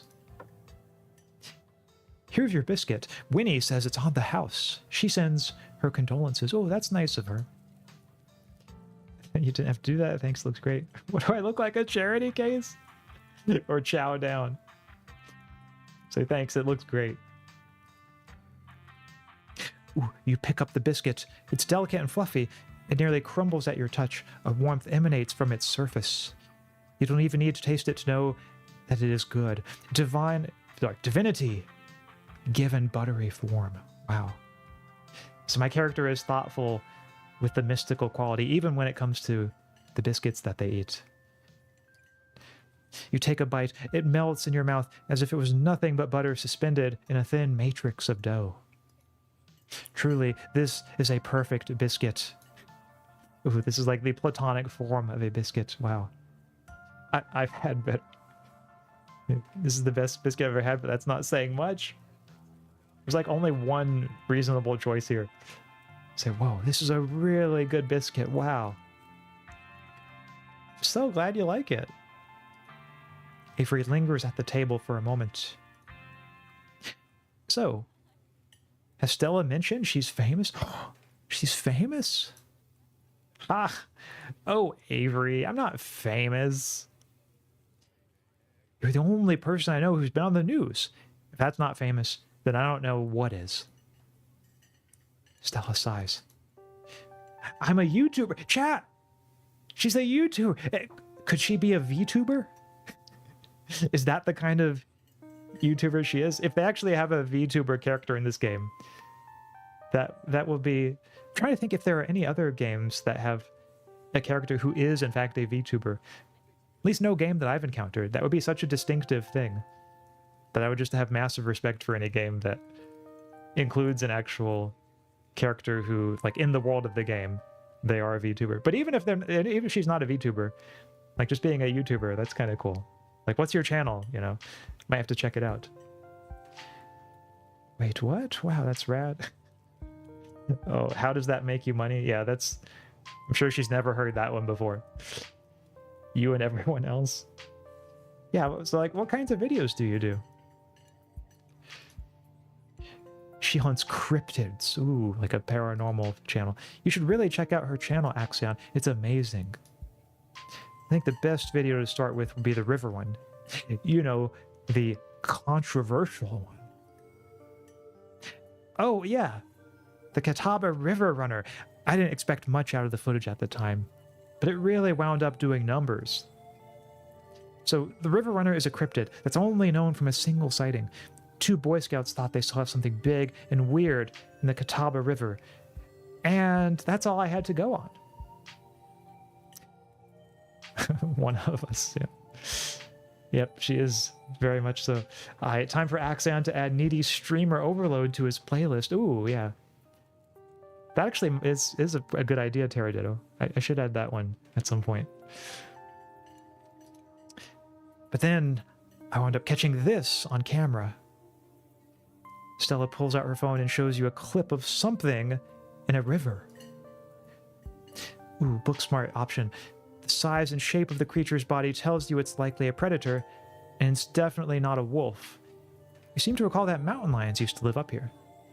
Who's to say if there aren't a few left? Yeah, maybe this cryptid is just a mountain lion. Some folks said it was a beaver. But if that was the case, it'd be at least twice the size of any beaver I've seen. Yeah, I can't say I've seen many beavers, but I guess if this one, maybe this is just a really big beaver. I also had people saying it was a dog, or even a capybara that must have escaped from a local wildlife sanctuary. Could be one of those. I'm still not sure what it was. And I'm the one who saw the thing with my own 2 eyes. But Ame isn't a VTuber, just a YouTuber. Game. Oh, okay. So that, a needy stream overload. I see. It's not about a streamer, VTuber, just a YouTuber. The game has always unsettled me. It would be interesting to watch Axe play it, though. Yeah, sometimes the unsettling games can be ones that are really fun to play on stream. I might just have to play that on stream sometime. Your comment, actually, Blue Ice Cubes, makes me more curious about it now when you say that game has always unsettled me. So, okay, oh yeah, maybe I'll suggest... I like the contrast between these 2 responses. Maybe it's a mountain lion, or that's an honest-to-God cryptid there. Yeah, maybe it's a mountain lion. It's definitely got that predator shape and size, and there used to be a population in North Carolina. Oh, that's right, yeah, this game chat, for anyone who didn't catch earlier, this takes place in North Carolina. So really, like, not that far and away from where I am. It's like, basically, this game, it's like I'm playing in my own backyard here. No way. It is absolutely not a mountain lion. There are no mountain lions left this far east. I did a whole video on the Appalachian mountain lion myth and found jack squat. And there's no reason one would be swimming in the river like this. They're not fans of water. And the body is too long. No way. Personally, I'm a fan of the capybara theory. There's always people keeping those things as exotic pets. Ooh. Yeah, they're kind of cute. Kind of a sewer gator type situation. Yeah, exactly. Some exotic pet owner set it free, and now it will forever roam the Catawba, confusing Boy Scouts and YouTube commenters for years to come. So, speaking of things to do around town, I was actually planning on filming this week's video tonight. I was wondering if maybe you'd want to come along. Yes, please. I never turned down a chance to be part of a YouTube video. It's a pretty easy one this week. We won't even have to camp anywhere. I'm going to go after the... Wait. No spoilers. I should probably get back to it instead of standing around chatting with friends anyway. Yeah, dude, like, you've been off your shift for like a long time now. See y'all around. Now that the coast is clear, I'm going after Skunk Ape. Huh? Skunk Ape? Can't say I've heard of this one. Doesn't Skunk Ape live in Florida? Heck yeah, Skunk Ape is hilarious. I saw a docu-special on once. Ooh, Stinky Bigfoot. Isn't that just worse? Bigfoot. Oh, this is like the Chinese knockoff of Bigfoot, or like the Wish.com Bigfoot. But doesn't skunk ape live in Florida? Yeah, is this biblically accurate, North Carolina? I think so, yeah. I hadn't thought of putting it that way, Lottle, but basically, yeah, like, I mean, I have been to North Carolina a few times, and so far, everything that this game has shown is pretty accurate to what it looks like. Oh, you know your stuff, don't you? I knew you'd make a great partner. It mostly lives in Florida, but there have been sightings as far north as Virginia. I was doing research for last week's video. I came across a report where a lady from a town over claimed to have seen one on her deck, playing tug of war with her dog. Oh, so maybe they're friendly then if they like to play with dogs. As I leave no stone unturned, I decided it was worth investigating. So what do you say? Want to tag along? Hold the camera for me while I narrate against the darkening sky. That sort of thing? That depends. Will Gretchen be there? Absolutely. So you can say no to this, and I guess that probably significantly changes the path that you're on in this game. Like if you decide to do this activity with her or not. I feel like this is a significant choice here. But I want to do it. I'll say, yeah, absolutely. Absolutely. I'd love to come along. That's great. It's been a while since I've had anyone besides Gretchen out there with me. This is going to be a lot of fun. I actually started the channel with a couple of buddies of mine back in middle school. So it'll be kind of like a blast from the past. Wait, chat, what if she is a cryptid who's just taking on human form, and she's trying to get me away from everyone else so that she could kidnap me and then do who knows what to me once she has me all alone? That's a possibility that just came to my mind. I miss those two. Our videos were terrible. You know, that gets me thinking. I wonder if they'd be down to come along with us. Get the old gang back together. Though I guess Kanika has to close out the general store tonight, so I'm pretty sure she's a no-go. But Reese, I think there's a decent chance we could get him to come out of his cave, if he's up for it. You mind if I make a quick call? Stella pulls out her phone and dials it, waiting while it rings. Reese, dude, what's up? Feels like it's been forever. Ah, man, I'm sorry to hear that. You want me to come over, or?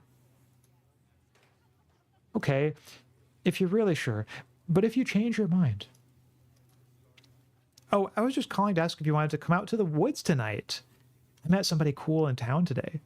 He's Tabitha's cousin. I know. Yeah, just here for the week. Anyway, we're going out to look for skunk ape.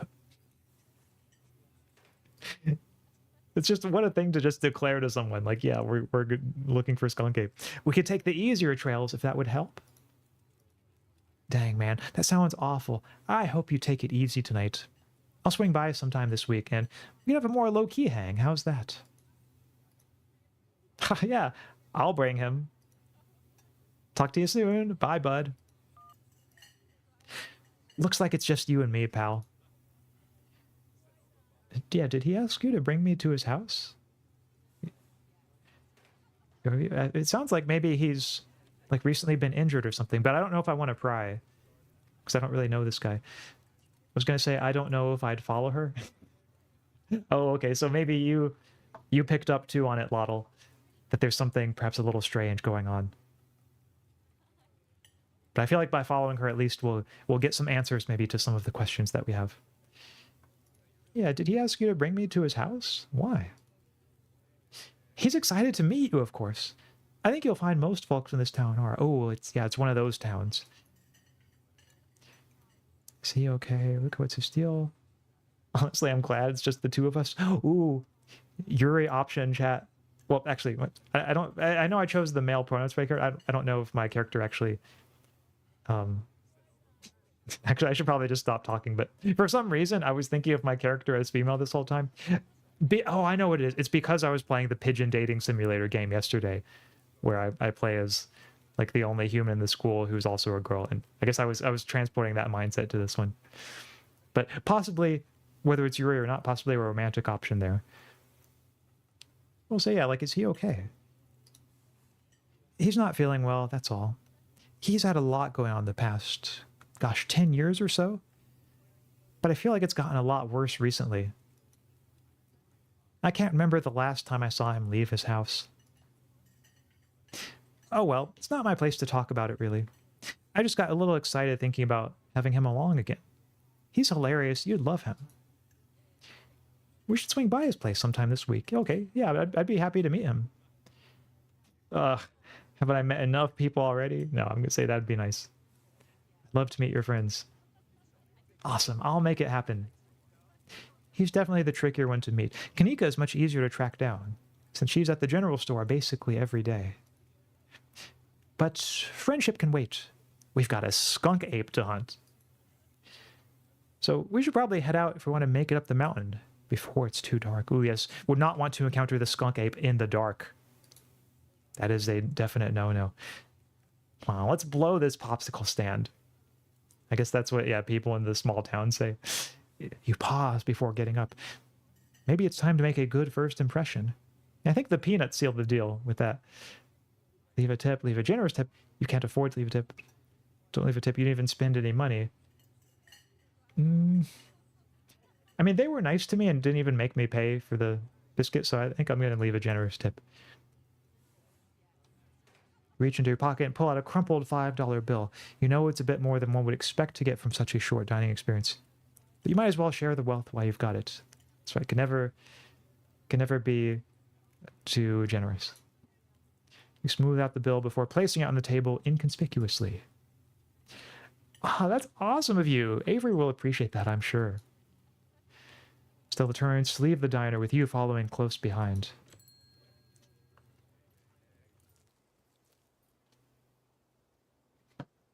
It hadn't been very cold when you first arrived in town, but as the sun dips closer and closer to the horizon, a chill descends upon the hollow, and you see your situation with renewed clarity. You're in a new place, far from civilization and the people you know, following someone you just met into a dark forest in search of monsters. See, this is what I was saying earlier.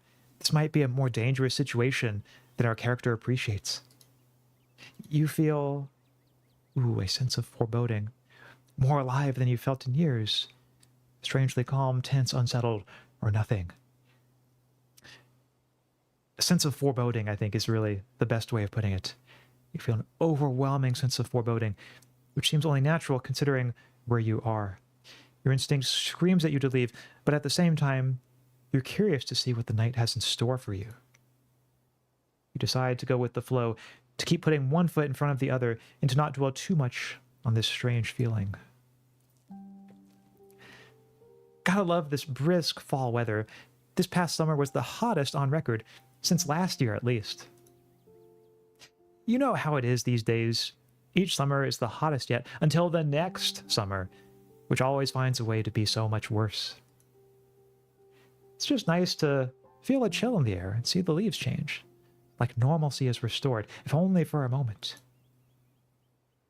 Sorry if that was a bit of a bummer. We should talk about something more fun, like skunk apes. Yeah, so let's see. Is she expecting to find anything out here? Would you ever hunt things that aren't cryptids? Ooh, like ghosts, demons, werewolves. Does anything bad ever happen on these hikes? Weirdest thing you've ever seen out here. Yeah, I wonder, like, does she ever hunt, like, other things? Things that aren't cryptids? Like ghosts, demons, werewolves, that sort of thing. Yeah, for sure. I used to go after all sorts of spooky stuff. I never had much luck, though, especially when it came to ghosts. Back when I first started doing solo videos, I'd go into all sorts of old, abandoned buildings, hoping I'd stumble across some sort of activity. But nothing ever happened.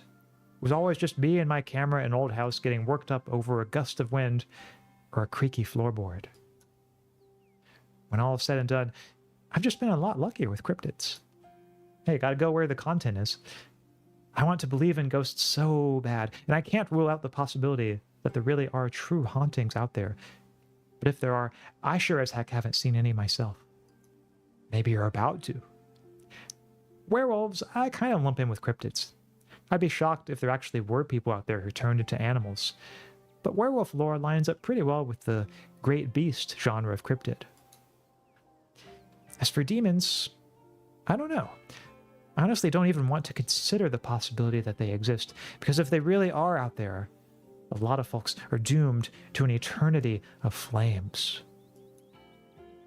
So let's hope all of that's just bunk, am I right? What about aliens? Yeah, I want to see what about aliens? Don't even get me started. Did you see those UFO videos the government declassified? Aliens are definitely real. They absolutely have visited Earth. Like, I believe in aliens way more than I believe in cryptids. You don't see me hunting aliens out here because we know they're real. Mystical. We're not alone out here, but everything is cut from the same cloth. Ooh, a little bit vague. A little bit of a cryptic statement there. Aliens exist, but I'm not sure they've come to Earth. That actually does seem like a pretty plausible view to me. So we can give different ranges of responses about aliens.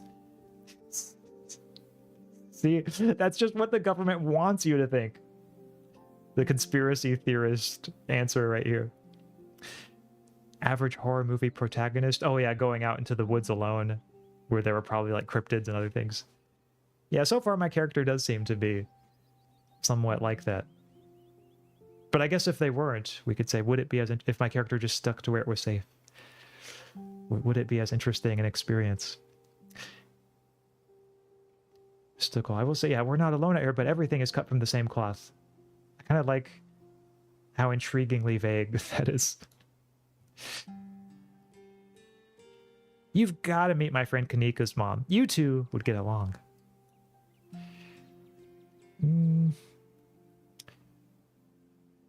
I think that was a good enough for background. I don't think I need to ask her any of these other questions. Yeah, there's one who started VTubing and endorses non-monogamy. Wait, I might be missing the context. Are we talking about a cryptid? Oh, sorry, aliens. Okay. How did I not see that immediately? Okay. Yeah, there's one who started VTubing and endorses non-monogamy. Yes. So, I guess in that sense, then aliens have come to Earth. There's at least one who's come to Earth. But could there be others? Maybe there are others like me or not so much like me. I guess that's the question that is sort of burning on everyone's minds right now. Oh, did you hear that? What could it be? Oh, calm down. Gretchen, you old mutt. Could this be an alien, chat? Or maybe it's a cryptid? Maybe this cryptid is... It's like a guy in his like 50s or 60s. But he's like out in the country and somehow he's a secret cryptid, maybe. Phew, sorry for getting spooked, Duke. I thought you were some creature of darkness. Nah, girly. Just old Duke. Yeah, he's got a Duke hat, I noticed. Oh, and Duke is in North Carolina, so I guess it makes sense that you'd find Duke fans out there, even out in the woods. Tia won't let you put down this cross. No, indeed. But I walked into it. I think pretty much all my viewers now, I think, kind of, you know, have associated me with non-monogamy. And I guess, you know, rightly so, I've put out quite a bit of content on that, so it makes sense. Now, what the hell are you looking for way out here? Skunk ape. Sorry I asked. And who is this you suckered into coming with you? Wait, a trick? You aren't... Is that... Yep. I see. Welcome to the holler. My condolences. I'll keep you in my prayers. Another stranger. Another opportunity for a salty introduction. Offer Duke your boiled pants. This seems like the kind of guy who might actually take them. So yes. And also look at Stella's facial expression. Like she was expecting this. You hold out the slippery bag in front of Duke. It's grown quite fragrant since you first put it in your rucksack. Like the scent of old beer. Okay, yeah, he seems like a guy who'd appreciate beer. But you're pretty sure that's what it's supposed to smell like. boiled peanuts? From your backpack? No, I'm all set. Thank you. Now, both of y'all head back to town, you hear? It's best you steer well clear of this area tonight. I'm out dealing with my own critter. Won't be too appreciative a couple fools with a camera scare away the more sensitive wildlife. What are you hunting tonight? Something tall and hairy? Something musky? You see anything like that recently? Ooh, she's already got her camera out. She's already in content mode with this guy. Come on, I meant that affectionately, not resentfully. So, yes, and I am aware of that. So I'm sorry if I gave the impression to the contrary. I appreciate when you say things like that affectionately. So thank you to you. So is everyone else in our fan base. I know, yes, very, very much agreed. Wouldn't you like to know? You never could stay in your business, Stella Richmond. Put that damned camera down. Aw, come on, Duke.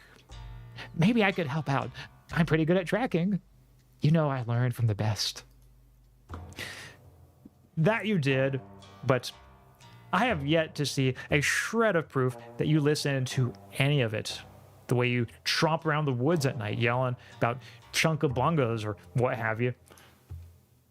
Something's been getting at my chickens. I've lost 3 this week and can't afford to lose many more than that. Chat, somehow it just came into my mind that Duke is such a cool character. There's just something about someone who is like this authentically country and into their, you know, lifestyle, and like they know the kind of person they are, and like they're not apologetic about it. There's something about that I really respect. Huh, I wonder if Skunk Ape has a taste for chicken. There's actually a pretty funny joke made about that in the library the other day, if you want to hear it, Ax. Yeah, I'd love to hear it. Now, see, this is why I don't come to you about these things. And Aunt knows Skunk Ape, whatever the hell that is. I know exactly what this is. But I know you won't believe me if I tell you. Oh, Duke, don't you think it's... I do, actually. It's those damn mountain lions. They're out there, Stella. I don't care what your little investigation turned up. You haven't been out in these woods as long as I have. Those sons of bitches are sneaky. Of course you wouldn't find any in one night of tracking. And I know for a fact that's what's been getting at my chickens. Couldn't be anything else. I'm telling you, man, mountain lions are extinct in these parts. There hasn't been an actual sighting since the 1990s, and even those were iffy. Can't believe you go out there on your YouTubes saying some river monster spotted by a couple school-aged Boy Scouts has been 100% confirmed. Yet Appalachian cougars are some kind of far-fetched fantasy made up by geezers like me. You made me look like a fool. I read those comments people were posting on your video. Oh, no, chat.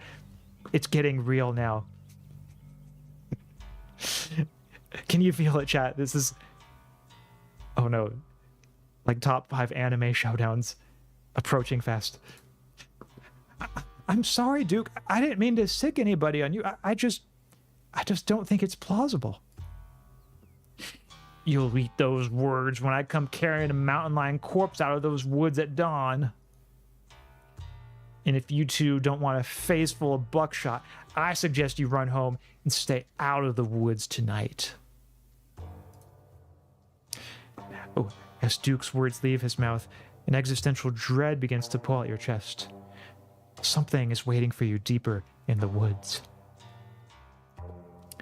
My character knows that something is up. Something is waiting for me, and it's probably not a mountain lion.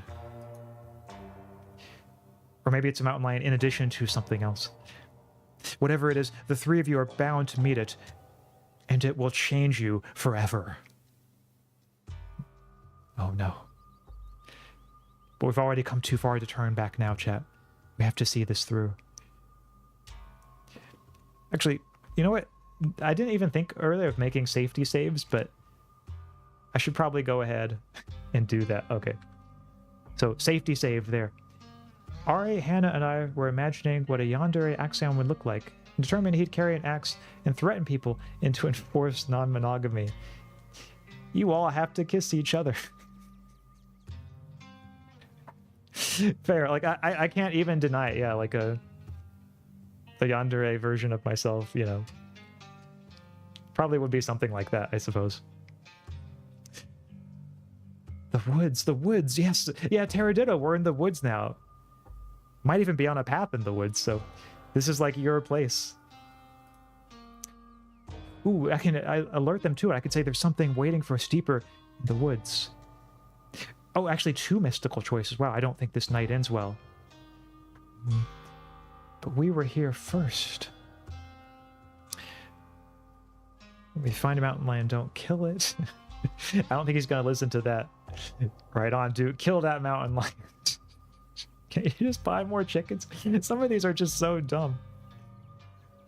Don't butt in. This is between Duke and Stella. No, I'm going to butt in, but in my mystical way. I think there's something waiting for us deeper in the woods. Yeah, I know. I'm hunting it. What if it's not a mountain lion, though? What if it's... Oh, don't you get started again. Your daddy could hear you now going on about ghouls and goblins, using what he taught you to run around these woods like some kind of paranormal investigator. You want that to be his legacy, girl? That's a harsh comment, jeez. Besides, you know my boy Bo and me are headed down to the state fair to show off Big Betty this week. We'll be gone days, and the chicken coop might as well have a big all-you-can-eat sign on it if we don't nip this in the bud tonight. You know how I feel about my chickens. I couldn't take it if I lost any more of my poor little ladies. Sorry, I know I shouldn't laugh, but just something about... Look, dude, I respect your love for your chickens, okay? They can be quite charming animals sometimes. And you know I have to put out a video... Oh, wait, I'm sorry. I thought that was Duke still talking. And you know I have to put out a video by tomorrow evening. That's... Oh, yeah, like, if that's her regular posting schedule, would not want to disappoint her viewers. Yandere Axe would be a good TV show. I suppose it would. Actually, you know, I'm a little embarrassed to say it, chat, because I know I've looked this word up before, but when it comes to like tsundere and yandere and the differences between them, for some reason I have a much easier time remembering tsundere, because that's someone who's like at first they seem kind of standoffish and hostile, but like over time they're really into you. I think yandere, isn't it like someone who's really like who starts off really into you, but then they kind of turn crazy, like the more you know them? I think that's what it is. I'd have to look it up again to be sure, but if I'm right on that, then yeah, I guess I can see how your image of me as a yandere person in the joke from earlier really does fit. Yeah, maybe it would be a good TV show. If it's one of those animes that has a title like Yandere Axaeon fell in love with me, and at first I thought it was cool, but now I'm running scared for my life because he's chasing me with an axe. You know, like if that were the title of the whole show, I could see it going on for like, you know, a season or two. As Stella and Duke both root themselves in their stubborn insistence, the feeling from before gains form and clarity. Something fated has been locked in stone. Somebody here is going to die tonight. No, I hope it's not Gretchen. If I miss an update, I might lose my new sponsor, and who knows what that'll mean for my career. We all need to get out of the woods right now. If we don't, somebody's going to die. Ooh. Yeah, I wonder, are they going to listen to me on this one? We all need to get out of the woods right now. If we don't, somebody is going to die tonight. Why even try to warn them? Fate is fate. There is no resisting it. You know this. I suppose I do. It feels inevitable, but I had to try to stop it. My philosophy professor can't be this hot and crazy. Okay, but real talk for a moment. I would be all over that. Like, I would binge watch it immediately as soon as it became available. Now, what's that supposed to mean? Are you trying to threaten me? Yes. All the anime titles seem to have that format these days. True, true. So I see what you did there. Indeed. Say, I don't know, it's just a weird... Yeah, I'm not trying to threaten him. I'm trying to help him. I'm trying to warn him. Say, I don't know. It's just a weird feeling I get sometimes. A weird, bad feeling. It's never wrong. Are you, trying to say you're psychic or something? Oh, chat, she's already thinking of the videos that she can make with me. Like, she's thinking, hey, this guy is a source of good content for my paranormal videos. She might try to deny it, but I know that's what she's thinking. Signs point to yes. Don't count it, it's just a gut thing. I wouldn't call myself psychic. Ask again later. I'm gonna tell her it's just a gut thing. I wouldn't rule out the possibility if I were you. Oh, thank you. Ah, hush, both of you. You're just trying to unsettle me. So I let y'all go off in the woods to film your little video. Axaeon, I think you freaked Duke out enough for one evening. Maybe we should leave the poor man to his wild goose chase. I am not freaked out by your friend's theatrics. But if it gets you out of my hair, sure, I'm greatly disturbed. Now, run along home. Stay out of trouble.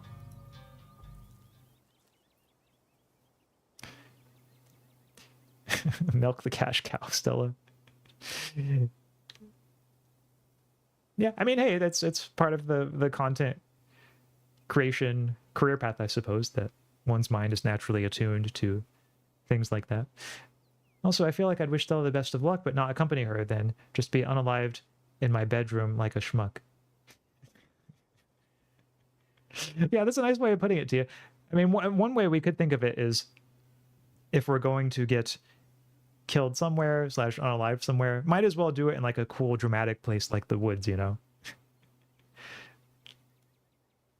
But I feel like in this case, like if my character did choose to just stay in the room, probably that would be safer. Like, I might well be headed toward the bad ending of the game if I end up dying in the woods tonight.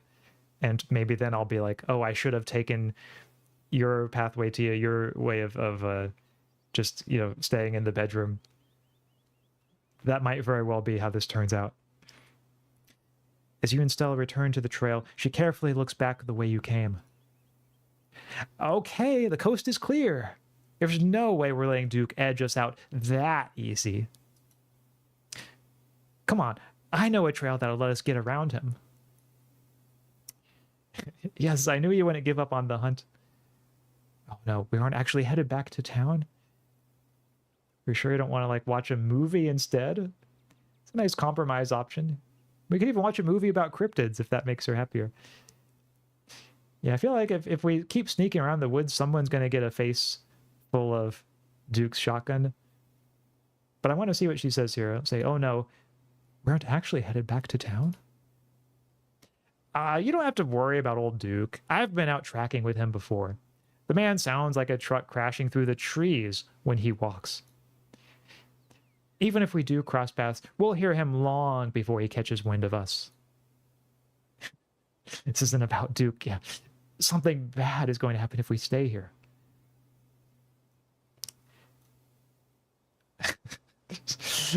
Oh, fine. There's no shaking your ears there. You'll just follow me until I finally relent and go monster hunting.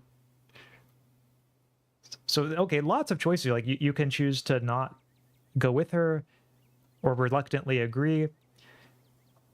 But I do want her to be as informed as possible of the seriousness of my feelings. So I will say to her, this isn't about Duke. Something bad is going to happen if we stay here. Wait, you don't want to dip out now. The sun's about to set. Things are just about to get good. I know it. Sure, okay. I guess I'll stick around for sunset. Okay, fine. Sorry, I know I'm checking out, but I don't want to accidentally get shot today. Just coming to my senses. Can't believe I almost falling into the woods at night. What was I thinking? There's nothing out there. I'm tired. I'm going home. Yeah, some of these... I don't even know you. I'm not risking my life so we can run around chasing fictional animals. Okay, that's just mean. Tabitha's probably getting worried about me. Yeah, she's not going to believe that.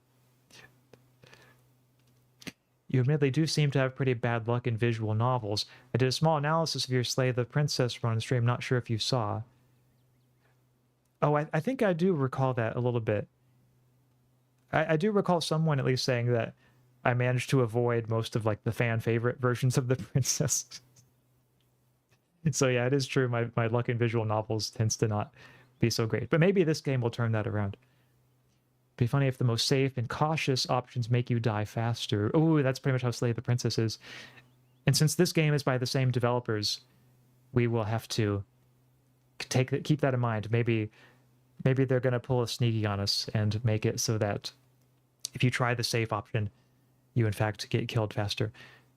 Okay, so with that in mind, I think I'll tell her, sure, I guess I'll stick around for sunset. Great, I promise it'll be chill. The only thing chill after this is going to be our bodies when they're losing their temperature because we're dead.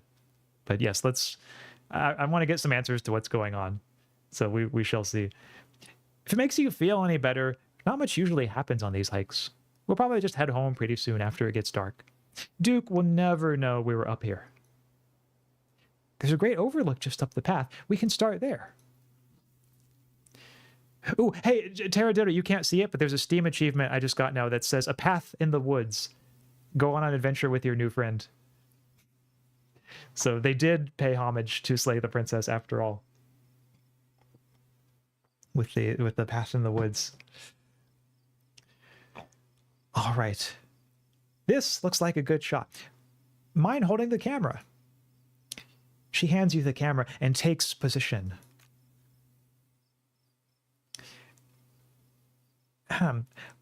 Okay, everybody, it's your girl, Stella. Don't forget to like and subscribe. Oh wait, I'm imagining like a typical YouTube video start here, but she's going to be more professional than that.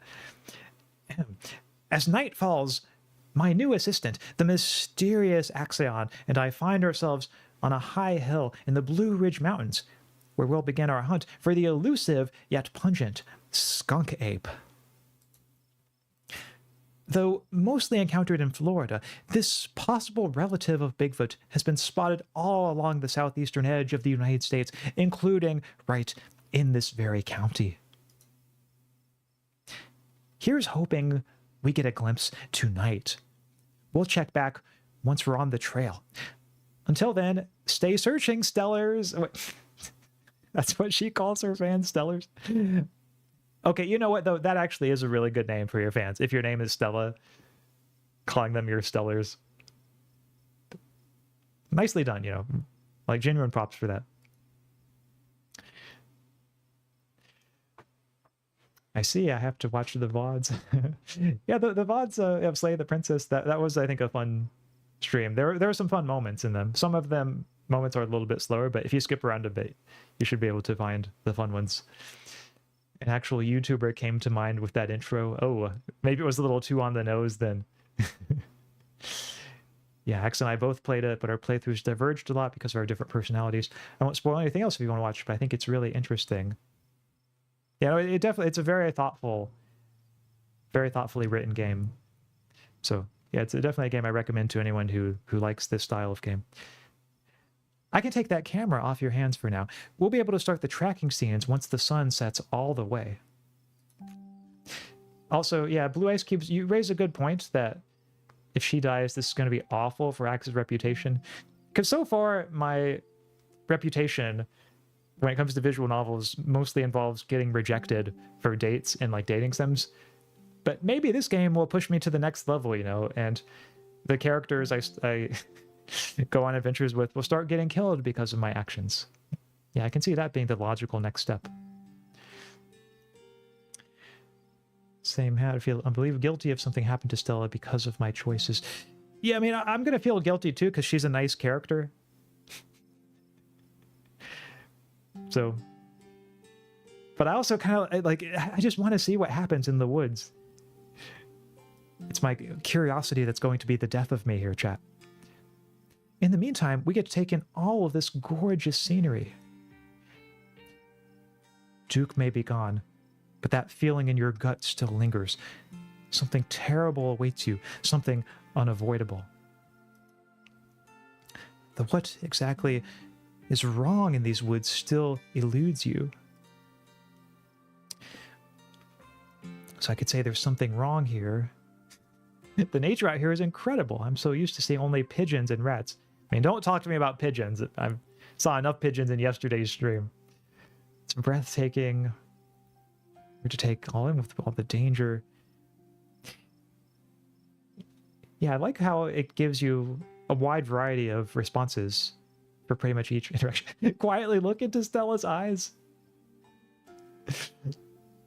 So chat, earlier when I was talking about the romantic options, maybe I wasn't wholly off base there. Like some of these, like that's like making a move, you know? If it's like in the sunset, you're out in the woods by yourselves and you just quietly look into your partner's eyes.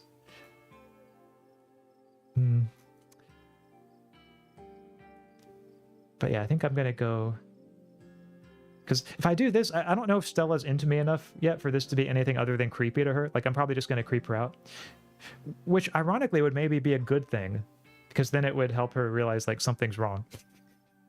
And maybe she'd be motivated to like turn around.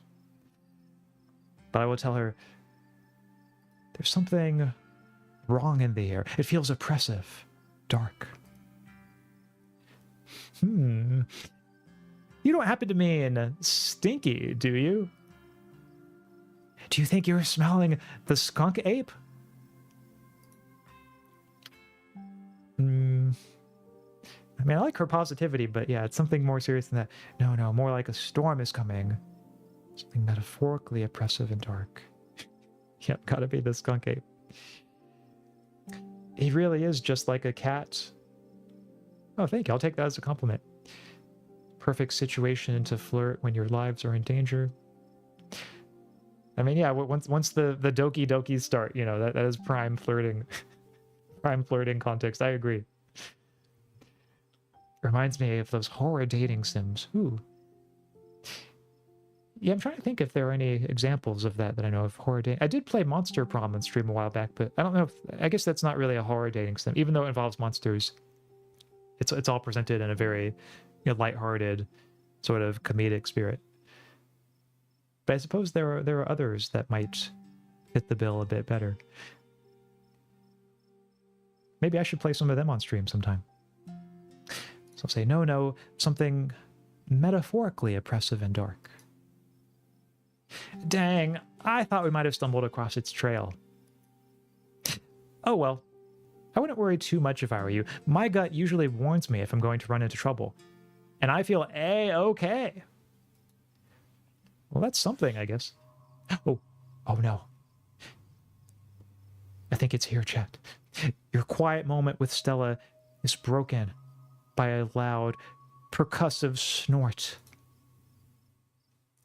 Oh, it's a deer, and this noise means it's alerted. The rest of it's hurried to danger. Okay, if it's just a deer, it's not too bad.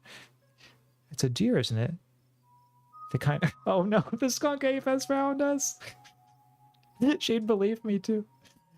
It's Duke back with his shotgun run. I could be really evil and just like scare her with these answers. Death has come for me at last. Goodbye, cruel world. It's like the theater kid option right there. I think I will go with, yeah, book smarts. It's a deer, isn't it? They kind of snort to warn the rest of their herd about predators. Could be. Let's check it out. As you and Stella hear the footfalls of animals retreating into the woods, she reaches for her flashlight. Oh, what is wrong with that deer? A single deer remains behind, staring down the beam of light while Gretchen whines and pulls at her harness. Oh no, Gretchen senses the danger too. And then it's gone.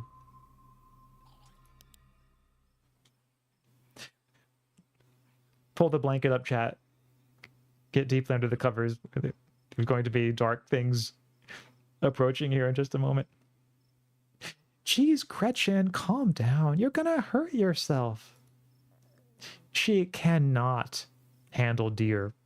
I don't know if it's the deer she's afraid of still. Just a deer. But the deer sensed danger.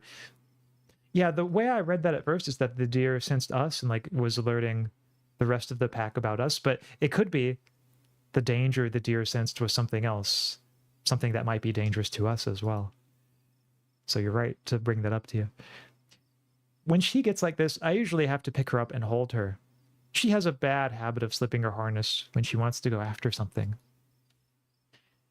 You're too much of a potato. And they don't make harnesses to fit potatoes, do they?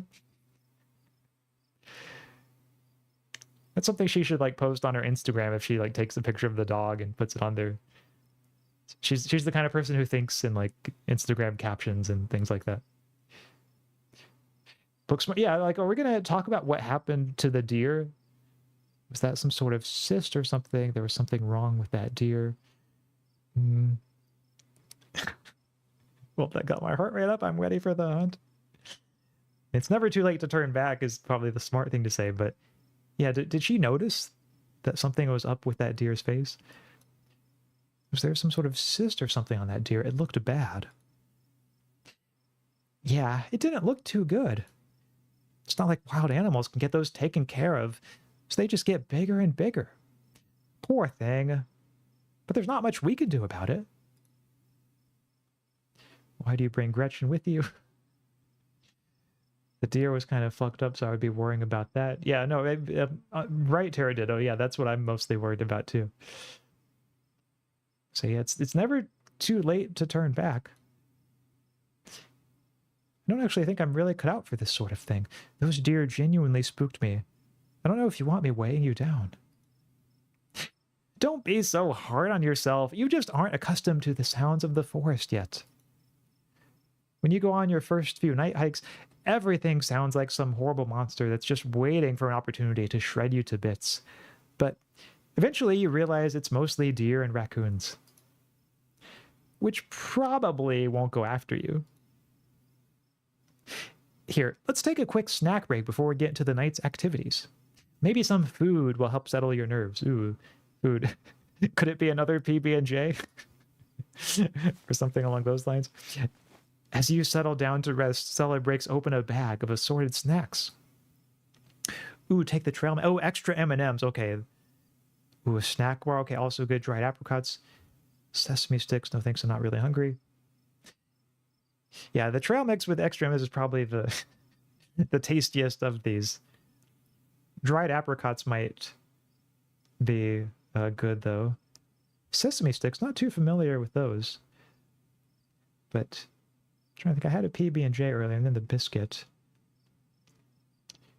Dried apricots. Dried apricots are probably the one that's most nutritionally balanced, given my earlier food choices.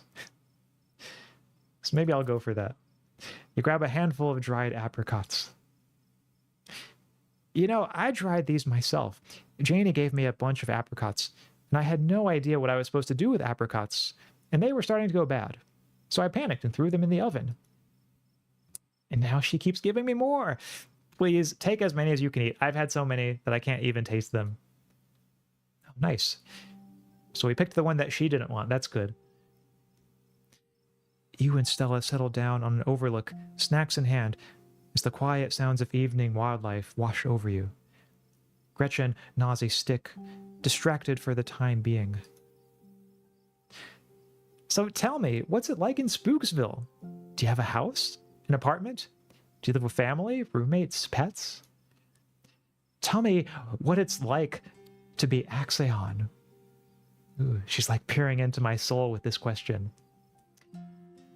At least they're not dripping this time. Yeah, that actually is a good point. The game didn't even give me a chance to eat the peanuts that I have with me. Why do you want to know? I live alone in a dingy studio apartment in a closet house with 10 roommates. Doorless basement that floods whenever it rains. Apartment with a difficult roommate. 12 by 12 shed in someone's yard. Internet cafe. Or I'd rather not say. Yeah, these are all kind of intriguing choices in their own right. I think I'll go with 12 by 12 shed in someone's yard. It was advertised as one of those tiny homes you see on HGTV. I'm not sure if I would call it a home, but it is tiny.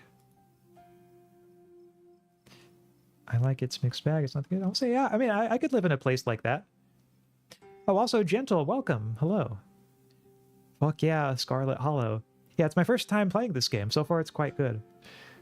Like the narrative depth of it and the range of choices that it gives you. I know he's charging me a premium for what it is, which is basically a roof over my head and a hot plate. But I really like it. It's cheaper than pretty much anything else in Spooksville, and the location is hard to beat. I mean, sure, sometimes the landlord treats the place like a shed and comes in and out for his gardening tools, but other than that, I don't have to deal with the fuss of having roommates. And that is a big plus. Yeah, I can't stand living with living with someone else. So I would much, I don't know about you, chat. Different people are probably different when it comes to this sort of thing, but I would much rather live in like a super, super small place by myself than live in a much bigger place with roommates. And you learn to live with stuff when you're on a budget. Half my living space being taken up by garden tools isn't so bad compared to the other horror stories I've heard. I guess that's a good way to put a positive spin on things. I feel like I'd go nuts living in a place like that, though. So, what do you do for a living? Build programmatic ads for a company nobody's ever heard of. Sell arts and crafts on Etsy. First year associate at a big lawn for. Oh, hey chat! I'm a streamer. It actually has what I do here. It's not quite I'm a VTuber, but it's close enough. I mean, since a VTuber is just a kind of streamer, I suppose it still fits. I'm a student. I'm a teacher. Ooh, yeah, these actually fit too. In a way. I'm in the service industry. I'd rather not say. There's only one I can go with here, chat. I'm a streamer. Yes, actually, I'm a streamer. Oh, no way. A fellow content creator. I guess we've got a lot in common, Axaeon. What are the odds? What sort of streams do you do? I play video games. Yeah, like this game right now. I do art. I teach people how to cook. I play music. I mostly just talk to people. Yeah, just chatting streams. I'm just a yapping streamer, you know, just yapping. If only there were a philosopher VTuber option. I play video games. Mostly stream video games. That's cool. I'll have to check out your channel sometime this week. How do you like it? I wouldn't trade it for the world. I used to like it, but now I don't know. I mean, so yeah, I wouldn't trade it for the world. Getting to stream and interact with you, chat. It's a wonderful experience.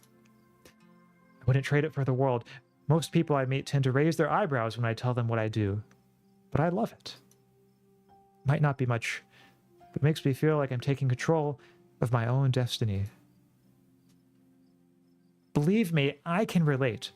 I don't think I'd give up what I do for anything.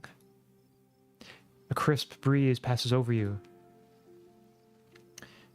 Yeah, what about you? What's your story? Gretchen and I live in a little house just outside town. It's actually the house I grew up in, so it has a lot of pleasant memories attached to it, and I'm glad I could keep it in the family. My great-great-grandfather built that house, and he must have done a great job, because it's just as sturdy as it's ever been.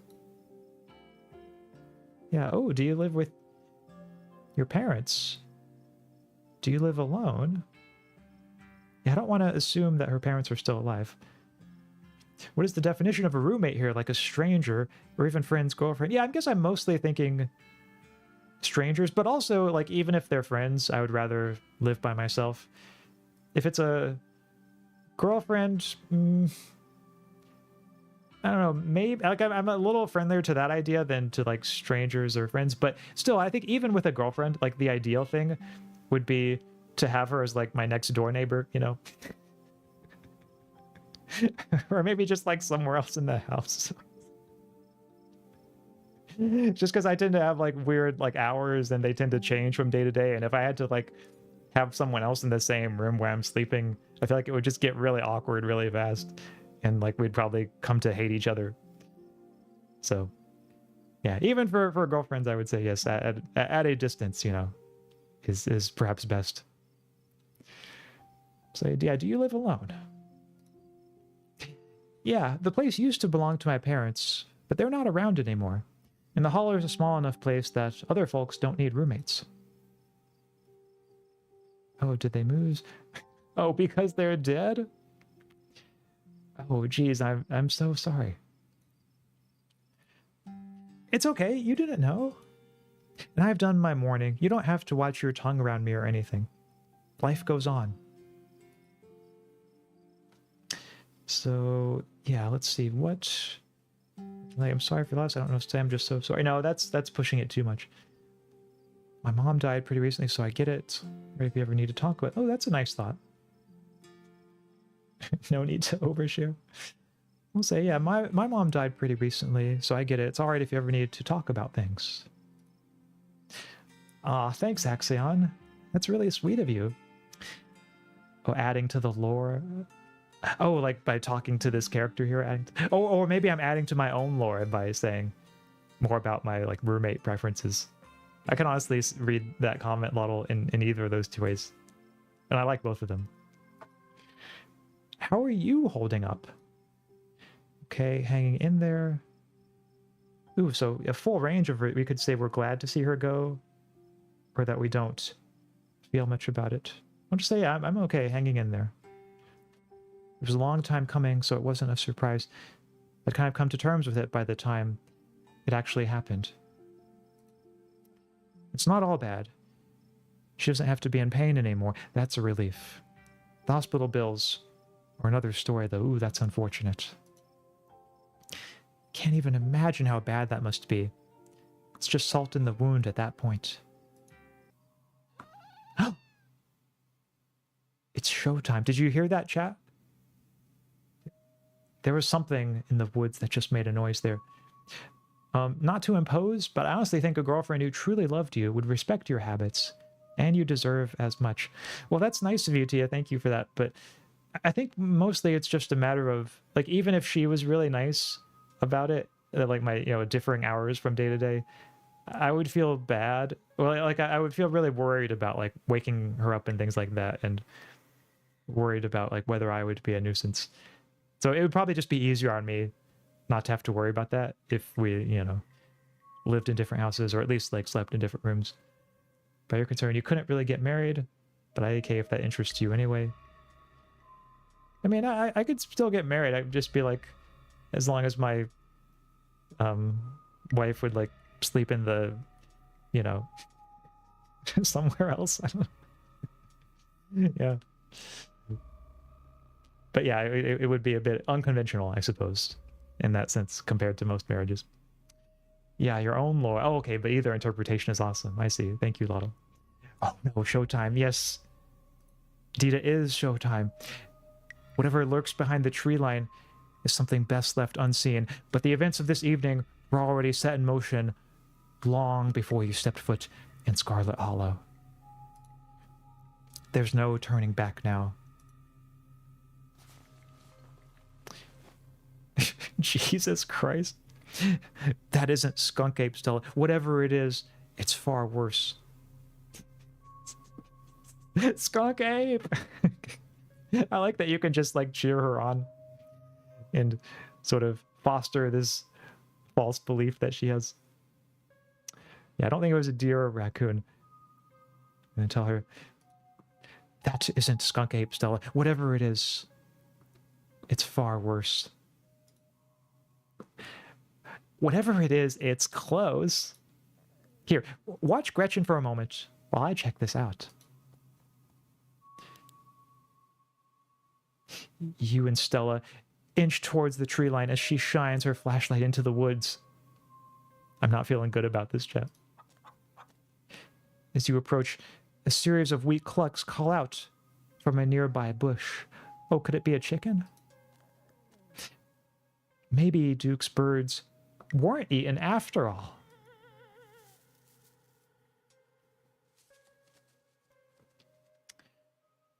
Okay, I see some chicken feathers. Yeah, I did see something a little strange in the viewer on the camera. Just, what the hell was that? Hold on, I gotta play that back. This is the first we're seeing Stella scared yet. Holy shit. I'm guessing it must be maybe 2-3 feet tall. Doesn't look hairy either. So I think we can rule out skunk ape. But whatever it is, it has one of Duke's chickens. Oh no. The poor chicken. It looks like it's headed north. Let's go after it. Wait, what, Stella? What? Do you have no survival instinct? Sure, it's bad for the chicken, but this chicken is not worth sacrificing your life for. I can't believe it. Cryptids aren't supposed to be real. I was aboard with this whole thing, but now we found something. What have you gotten me into? Do we have to?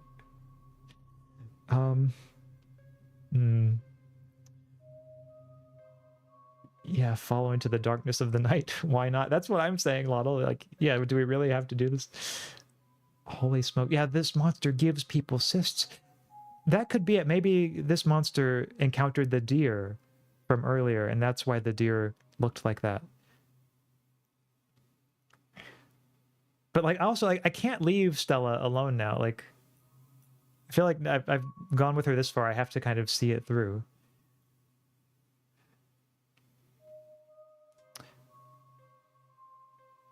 I can't believe it. Cryptids aren't supposed to be real. Yeah, I'm pumped. But we won't get to find out what it is unless we catch it. Let's go. Yeah, I know what it is. She's thinking of the content. She's thinking of how many views her video is going to get and how many new subscribers.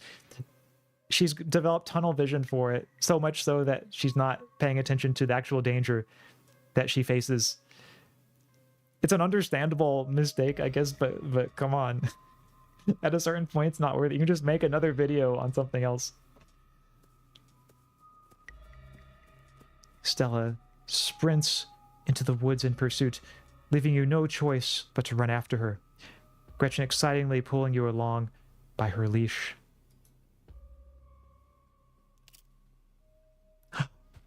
Oh, she's fallen. Ow. Oh god, the monsters got you. We're gonna die out here.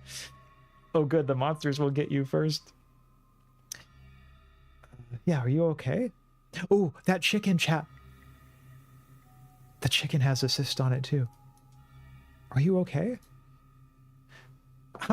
Yeah, I'm alright. Just tripped on something weird.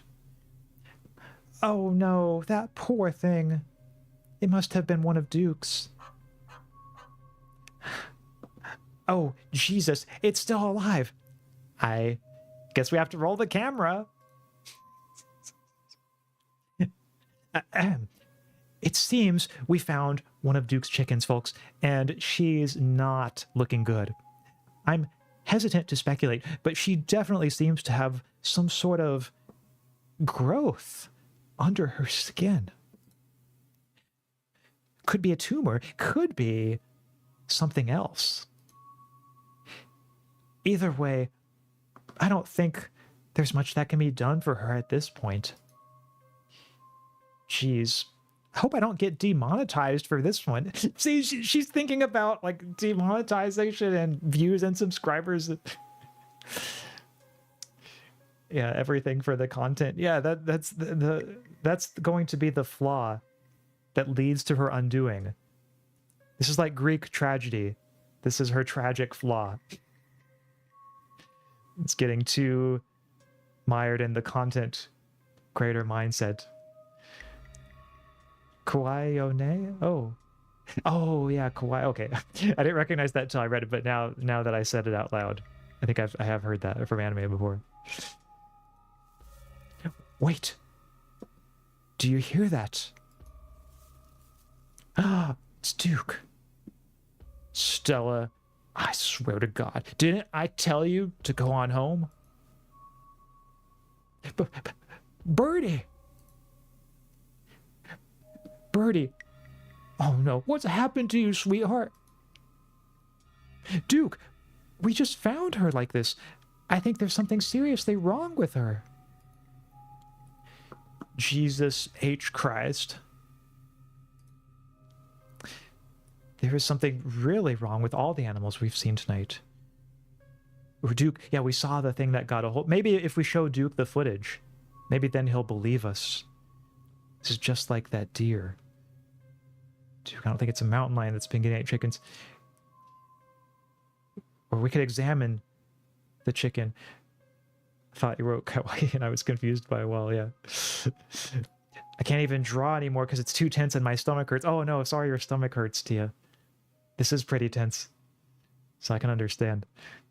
Yeah, Duke, we saw the thing that got a hold of her.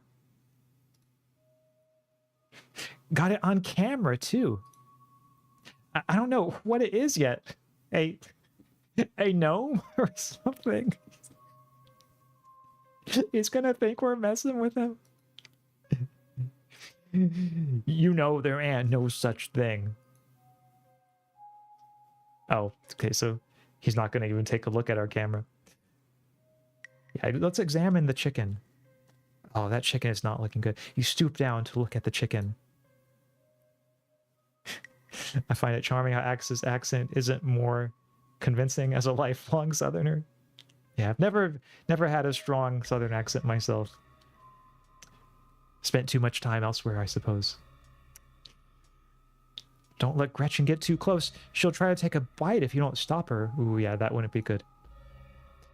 You hold Gretchen's leash close to your chest. She seems nervous, squirming slightly against her harness. Let's see, examine the head. Its poor little chicken eyes look up at you, glazed over, but still rolling around their sockets with unfortunate life. Examine the wing. The wing is barely still attached, but that seems to be the least of this chicken's concerns. Whatever got a hold of her busted her wing up too. Little bastard. Yeah, what a bastard. Okay, examine the growth. I'm a little afraid, but let's do it. Good God. At first you thought it might have been a tumor, but this is something else. The skin had stretched taut, the growth pulsing beneath. She could still get better. Maybe she just needs that thing to pop, and she'll be right as rain in a couple of days. Happened to me once. There's not so much as a scar these days. I'd like to believe it, Duke, but I don't think this is one of those cases. I don't know. It kind of looks like there's something in there. If you didn't know any better, you would say this could be some sort of parasitic growth. Like a wasp laying eggs inside a caterpillar. Is it a chest burster? Ooh, Tia, I hate to say it, but I think you might be right with that suggestion. It might be something like that. Having investigated to your heart's content, you step back and give the bird space. Yeah, I don't want to be around when that thing busts open. The xenomorph, ooh, yes. Would be an unexpected turn for this game if xenomorphs came out, but it's, yeah, who knows at this point. I can't rule anything out. There is something really wrong with all the animals we've seen tonight. I think she's become an egg. Yeah, has she become an egg? like one of those things is gonna pop out of her? Okay, yeah. I like how everyone, like, in chat and in the game is suddenly thinking xenomorph, like chest burster. We all had the same thought at the same time. No, I refuse to entertain that notion. She ain't some kind of incubator. She just needs that thing drained, maybe some antibiotics, that's all. There's something really wrong with all the animals we've seen tonight. No goddamn shit. It's like some kind of plague. Better not be contagious.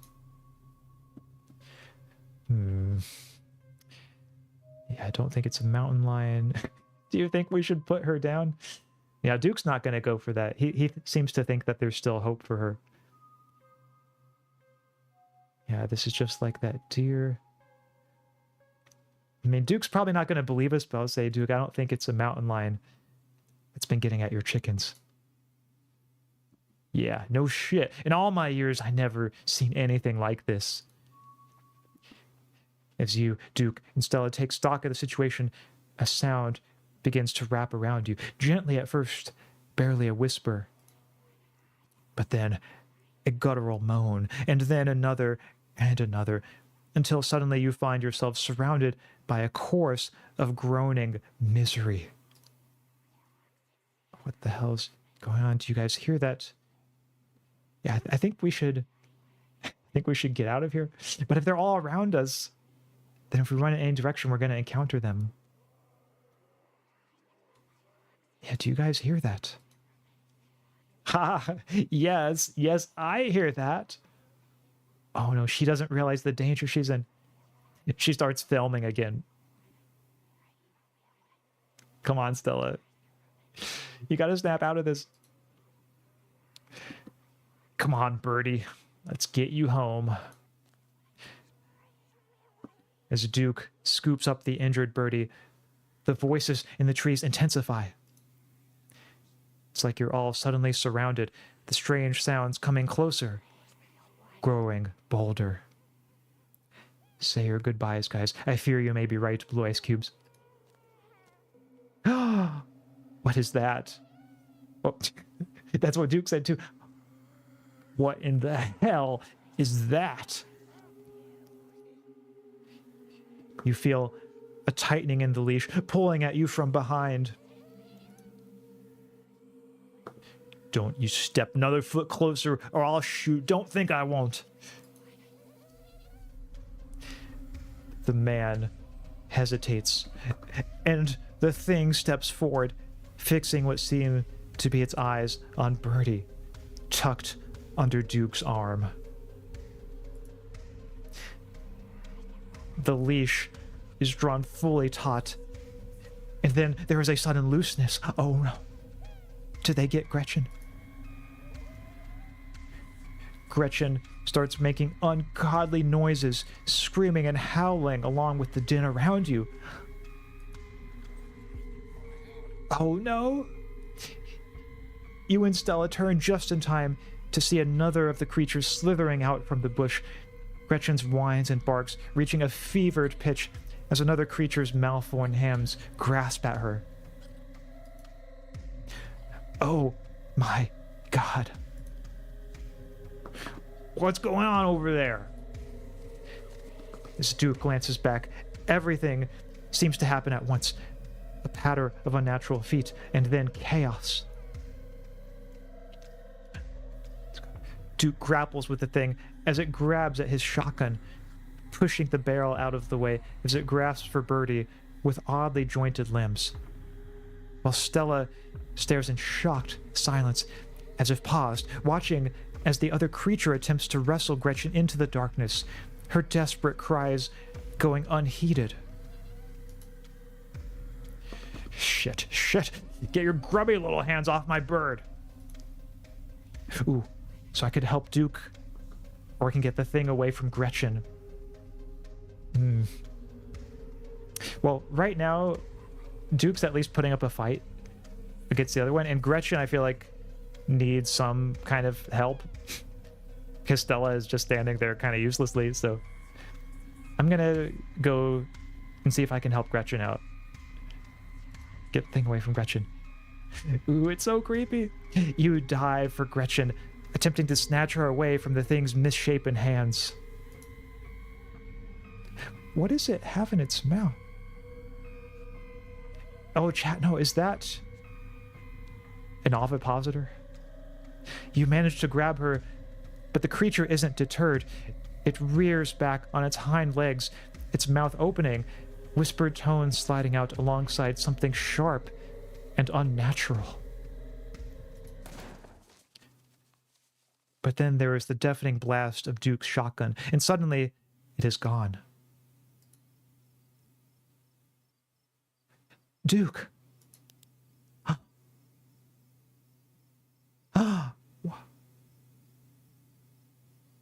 Oh my god. Oh my god. What do we do? What happened to him? Okay, first things first. I grab Gretchen. Oh no, I should have made a safety save. I'm thinking maybe I should have helped Duke. There. Step 1 is done. Gretchen is safe. Great. Okay, step 2. What's step 2? Holy shit, holy shit, holy shit, what the fuck? Hey, it's okay. Let's take some deep breaths and collect ourselves. Call the cops, go home and pretend this never happened. Go after those damn things is what he would want revenge. Yeah, I don't know if we're in a position to fight these things now. I mean, I could blame her for standing there filming, but yeah, not going to help. Why isn't she panicking more? The reason she's not panicking more, Blaze Cubes, is I think she's still thinking about her video and, you know, and how many views it's going to get.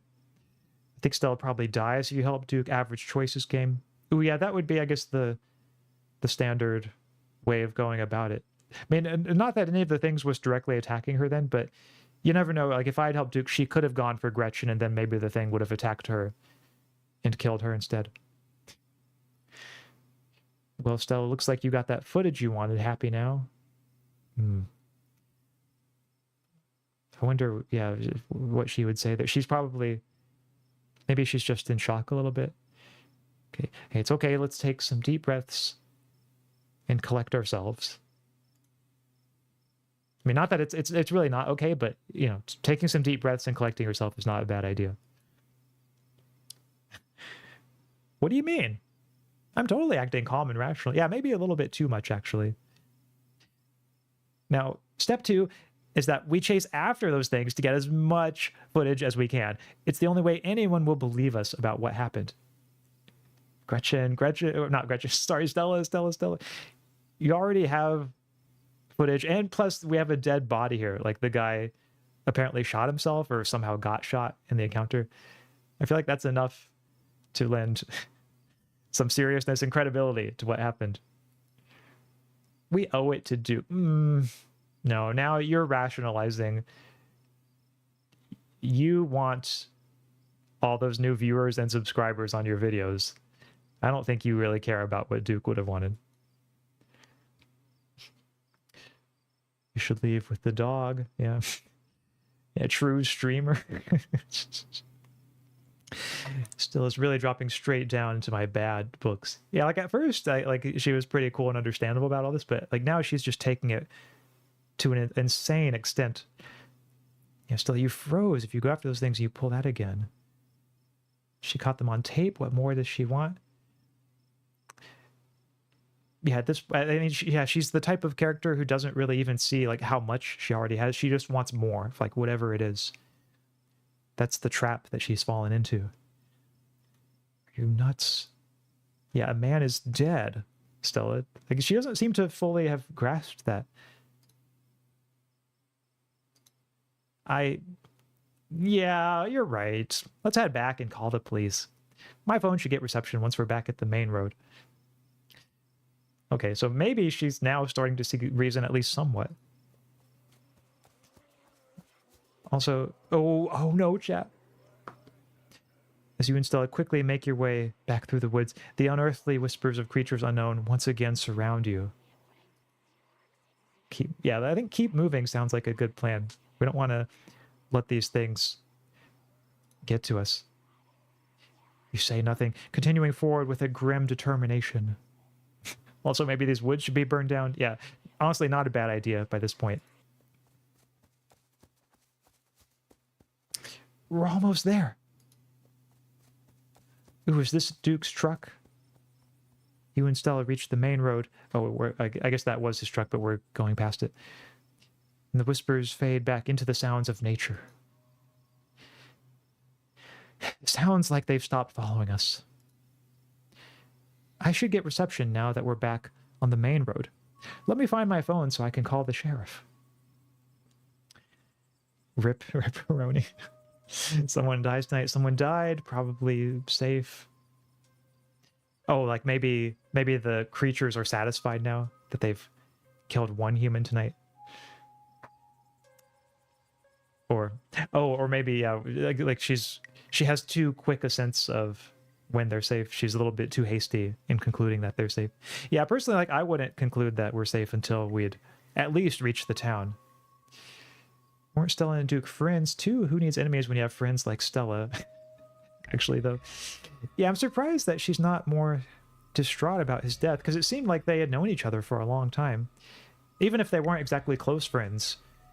Like if you see someone basically get their head blown off in front of you, and your reaction is just to kind of like shrug, then something is weird. Assuming that if you'd continued, it would have ended really badly without Duke and his weapon. Probably so, yeah. Probably, like, at least Stella would have died. Maybe Gretchen, too. Maybe even our character. You feel a buzz in your pocket. 6 missed calls from Tabitha. And 13 text messages. Ooh, what could they say? Text her, she needs to calm down. Well, is there an option just to check the text messages? Tabitha seems worried. I didn't think Tabitha would be so needy. Yeah, she doesn't seem like the type.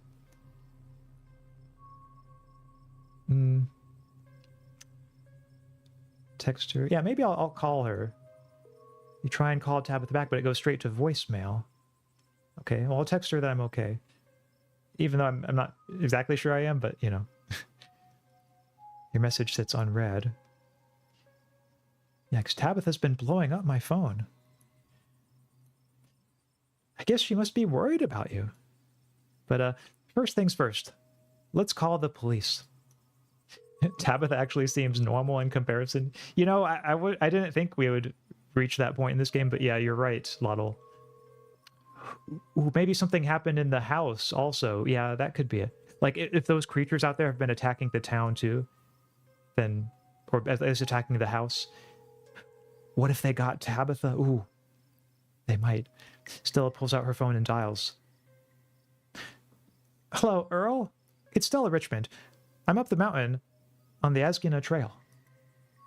Duke is dead, Earl. Shotgun. It happened right in front of us. There's something in the woods. Okay. Okay, yeah. Yeah, I think we're okay, but hurry. Jesus, Earl, who's going to tell Bo? I guess now we wait.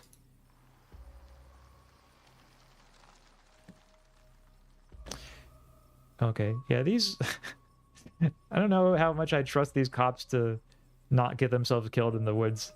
Maybe the one on the left seems like a pretty serious guy, but the one on the right, I feel like he's going to get killed really fast. It takes a little while, but eventually a patrol car arrives at the scene. Out of it walk 2 officers, Sheriff Hugby, a friendly older man, and Deputy Franklin, a serious man wearing sunglasses, despite it being the middle of the night. Ooh, he's got like the Albert Wesker thing of like the sunglasses at night. Okay, I'm glad this guy's on our team. See, right there, a thing jumps out of the woods, then the shotgun goes off. What in Sam Hill? What is that? Some kind of Pillsbury Doughboy? Could have been a naked maniac.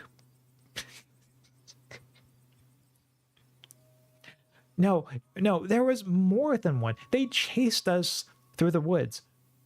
Whatever they are, they aren't human. And they killed Duke. Uh-huh. Now, we're going to have to confiscate this camera, Miss Richmond, if you don't mind. This is evidence. But okay. Let me just turn it off to save the battery. Here you go, Deputy Franklin. Well, I'm surprised she gave it up that easily. We appreciate your compliance with the law.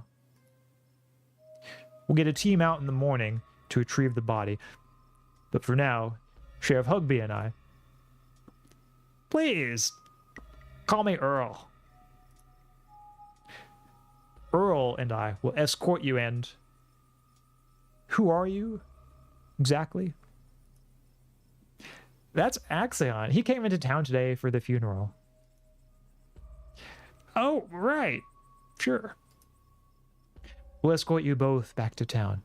If there's a naked maniac on the loose, it's best you don't walk back on your own.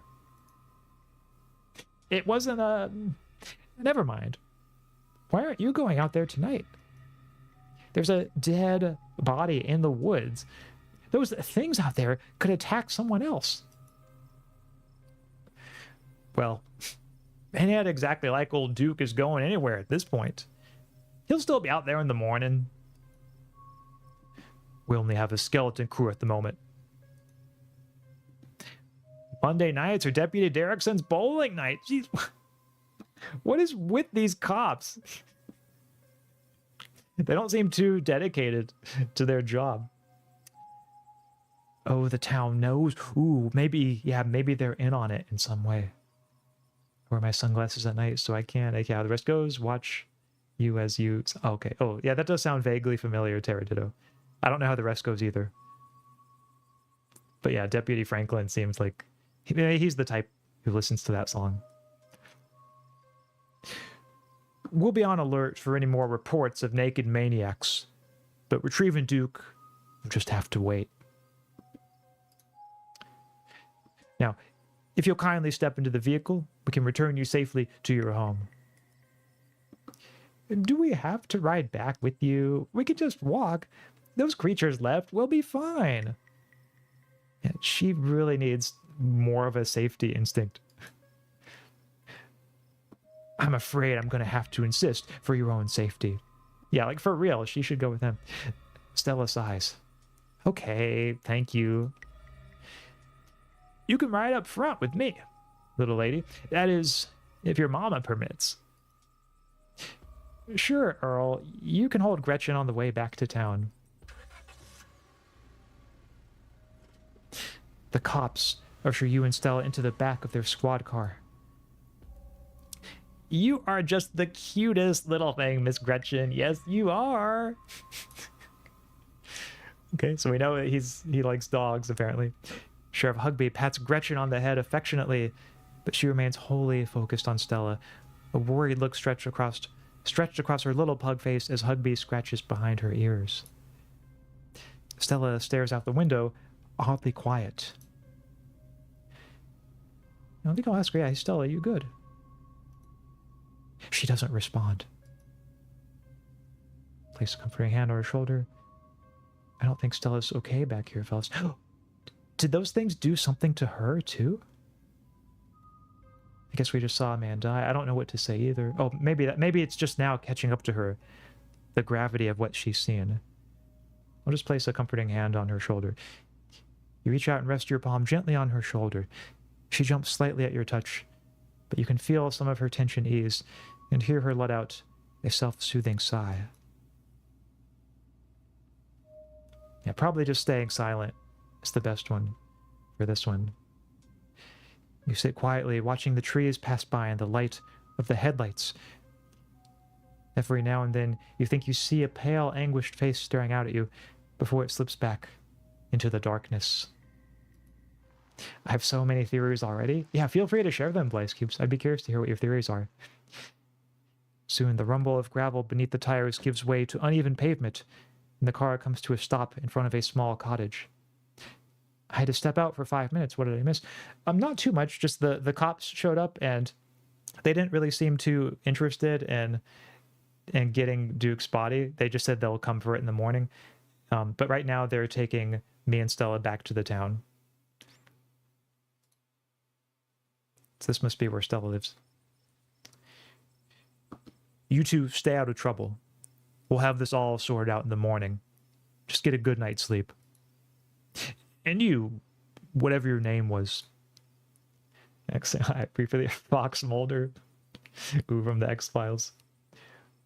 Dumb Axaeon. Sure. You're in town for the funeral? Good. Don't you go leaving before then. I imagine we'll need to ask you a few questions about everything you've seen tonight. Stella, keep an eye on him for us. Make sure he doesn't get into any more trouble. Ooh, he suspects me. Y'all have a good night now. Bye-bye, Gretchy. And y'all have a lovely evening. If any bugaboos give you trouble, you know how to get in touch. Okay, thanks, Earl. So that's real comforting. And here you are, back in town, away from the woods, with no one but Stella in sight. Holy shit. Okay, yeah, I do wonder, why did she ask if we could walk home? I hope you don't mind my asking, but why on earth did you want to walk home? That's a fair question. I've just had some bad experiences with cars. I don't know how to drive them, and I don't like getting into them unless it's literally a question of life or death. Which I guess tonight was. Sorry if I weirded you out. God, what a night. Yeah, the cops did seem a little blasé about everything. Keep an eye on me, are they for real? Why did I ever agree to go out in the woods with you? Yeah, but it wasn't her fault that I agreed. It's my agreeing to go into the woods was on me.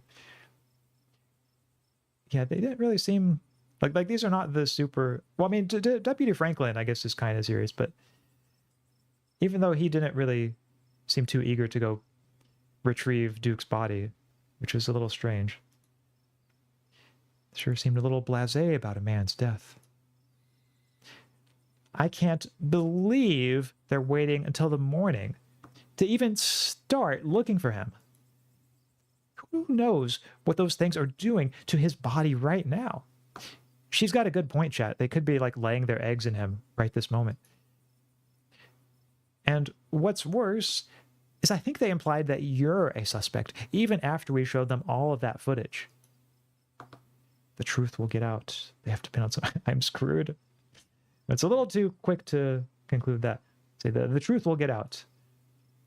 Even if they don't believe that footage, those things are out there in the woods, and something is telling me they're not going away. Yeah, no kidding. But it's okay. I'm not going to let anything bad happen to you. Oh, thanks, Stella. I was there. I filmed the whole thing. At the very least, it'll never hold up in court. And it won't get to that point either, because we're going to do a little investigating of our own. I was thinking that might be a moment for like title drop of the game, like end of episode 1. But I suppose it continues. We've got to find out more about those things. If we can get clearer footage, or better yet, trap one of them, there's no way they can blame you for what happened. The library doesn't open for a while, but I've read every book on cryptids they have and never come across anything like this. There is someone in town who might have some useful information. My friend's mom. Her place isn't far. We should head over now before it gets any later. Sure, why not? Let's keep this nightmare going. I mean, I do kind of want to check in on Tabitha, though, because... yeah, Tabitha seemed to, like, really need us for something. Blaze gives those creatures seem intelligent for one. They have knowledge of guns, at least. And so far, they've also only been going after non-humans. Or those deaths are being covered up. Yep. Yeah, no, I agree. The creatures in the woods definitely do have a certain level of intelligence. They're not just mindless zombies out there. So I should check in on Tabitha. My friend's place is on the way back, and stopping by shouldn't take long. You sure you don't want to stop in first? I know I wouldn't want to head up that mountain road by myself after everything that's happened tonight. When you put it like that, I sigh in resignation. I mean, I probably should talk to this person with her because she might have useful information, the friend's mom. I'll say, oh, fine, let's do this. Awesome, let's go. Hope she's still awake. Axaeon. Jesus. You and Stella turn to see a shadowy figure staring at you from across the road. You didn't hear it approach. Who could this be? Welcome home. You're finally where you're meant to be.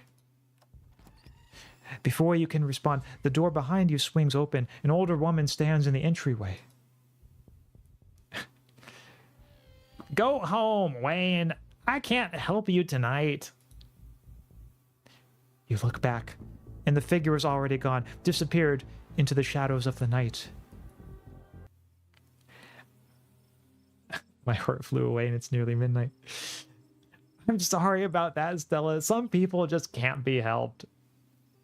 So the grandmother knows this guy, apparently. Yeah, that was an unexpected... I wasn't expecting like a creature/enemy thing to show up there. What brings you out here so late? And who is this? Hi, Miss Forsyth. This is Axaeon. Is it okay if we come in? You and Mrs. Forsyth briefly lock eyes.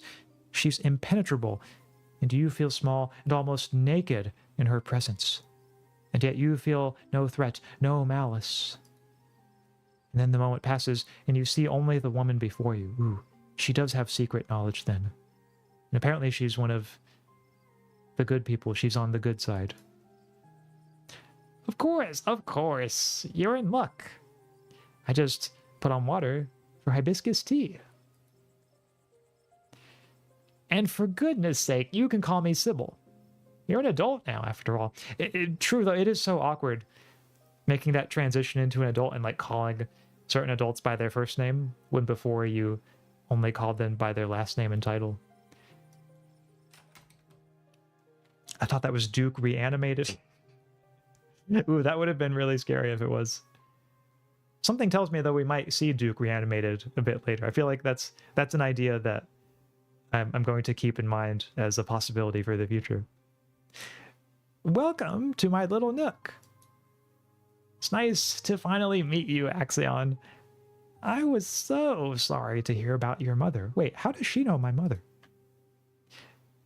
Vivian was such a lovely soul, and she's been sorely missed in the holler. And now poor Pearl Ann is gone as well. Do let me know if there's anything you need while you're in town. Offer Sybil your boiled peanuts. I'd almost forgotten about the boiled peanuts. You know, maybe she'll take them. You hold out your bag of peanuts as a gift to Sybil. She offered you and Stella tea, after all, and it's only polite to offer something in return. Oh yeah, I can already tell her face how much she appreciates this offer. Oh my, thank you for the kind offer, dear, but I'm afraid it's far too late for me to have something so salty. Yeah, so several questions that I have, like, yeah, one, like, who was that outside? That's the main question. Just a very sick man. You don't need to be worried about him. Sybil, that does not help me worry any less. Yeah, you knew my mom? Of course, dear. She was a good friend of mine for many years. She was such a lovely woman. You should come by sometime. I can delight you with unsavory tales of her youth. Yeah, like, how did you know that she died? Oh, Pearl Ann was a chatty woman. Not much went on that I wouldn't get an earful of. Bless her heart. I never met Pearl Ann. You don't have to pass on your condolences. I have no feelings about the woman. Yeah, I think that... Okay, enough pleasantries. Yeah, like, we need your help. So I thought, how can we convince Karis to play this game? That is a very good question, Tia. We shall have to get all of Karis's viewers in on this somehow.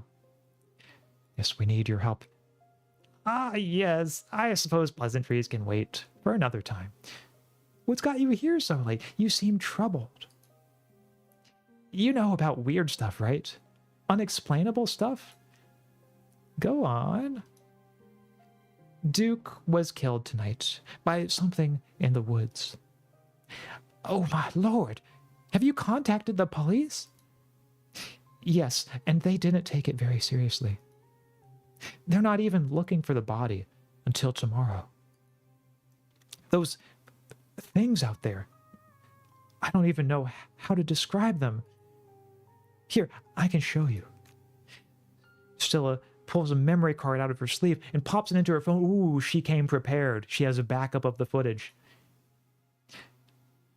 I wasn't about to just let the police hold on to this, at least not before we had a chance to make a copy. The cops are mad when they find out you kept that. Can't believe it. Yeah, that was pretty smooth, not gonna lie.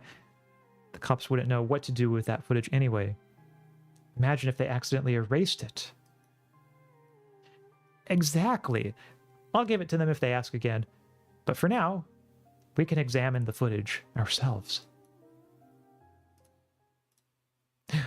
Ooh, Sybil seems to know. Where was this? Up the mountain, to the northwest. Within the town limits? Yes. I see. Is there a way to make the video bigger and louder if you can? There's like a tea kettle or something in the background. I need to plug the memory card into a computer. I could go back and get mine. No need. Kanika should still be awake. She can lend us hers. You'd better come with, Stella. I'm sure she'll be more than willing to help a friend than her nosy mother. Oh, I like she has like Halloween stickers on her door. Kanika, come on out. We could use a little help. What, Mom? Oh, hey, Stella. And Gretchen, who's a good potato. And a stranger. What are you doing in my house? Offer Kanika your boiled peanuts. I was not expecting that for this one, but let's do it, chat. You hold out your boiled peanuts. Generosity is the best way to make new friends. Can't deny that. No. Tabitha's cousin. Oh, I see. So it runs in the family. Oh, wait, no, she's describing me as Tabitha's cousin. I see. I thought she was describing Kanika as Tabitha's cousin. Okay. Oh, but yeah, Kanika and Tabitha would probably get along well, though. Oh, great. Sweetie, we were wondering if we could borrow your laptop. Stella and her friend have a video to show us. It's really important, Kanika. Okay. My room's a mess. I'll just bring it out there. She has a Sailor Moon shirt, so hopefully she's cool. Oh, I didn't even notice the Sailor Moon shirt. But yeah, that's definitely a plus. Heads up, Kanika. This is graphic. Duke got killed out in the woods tonight. It's on the recording. Wait, are you serious? Duke's dead? Silence washes over the room as the video plays. Stella, what the hell is this?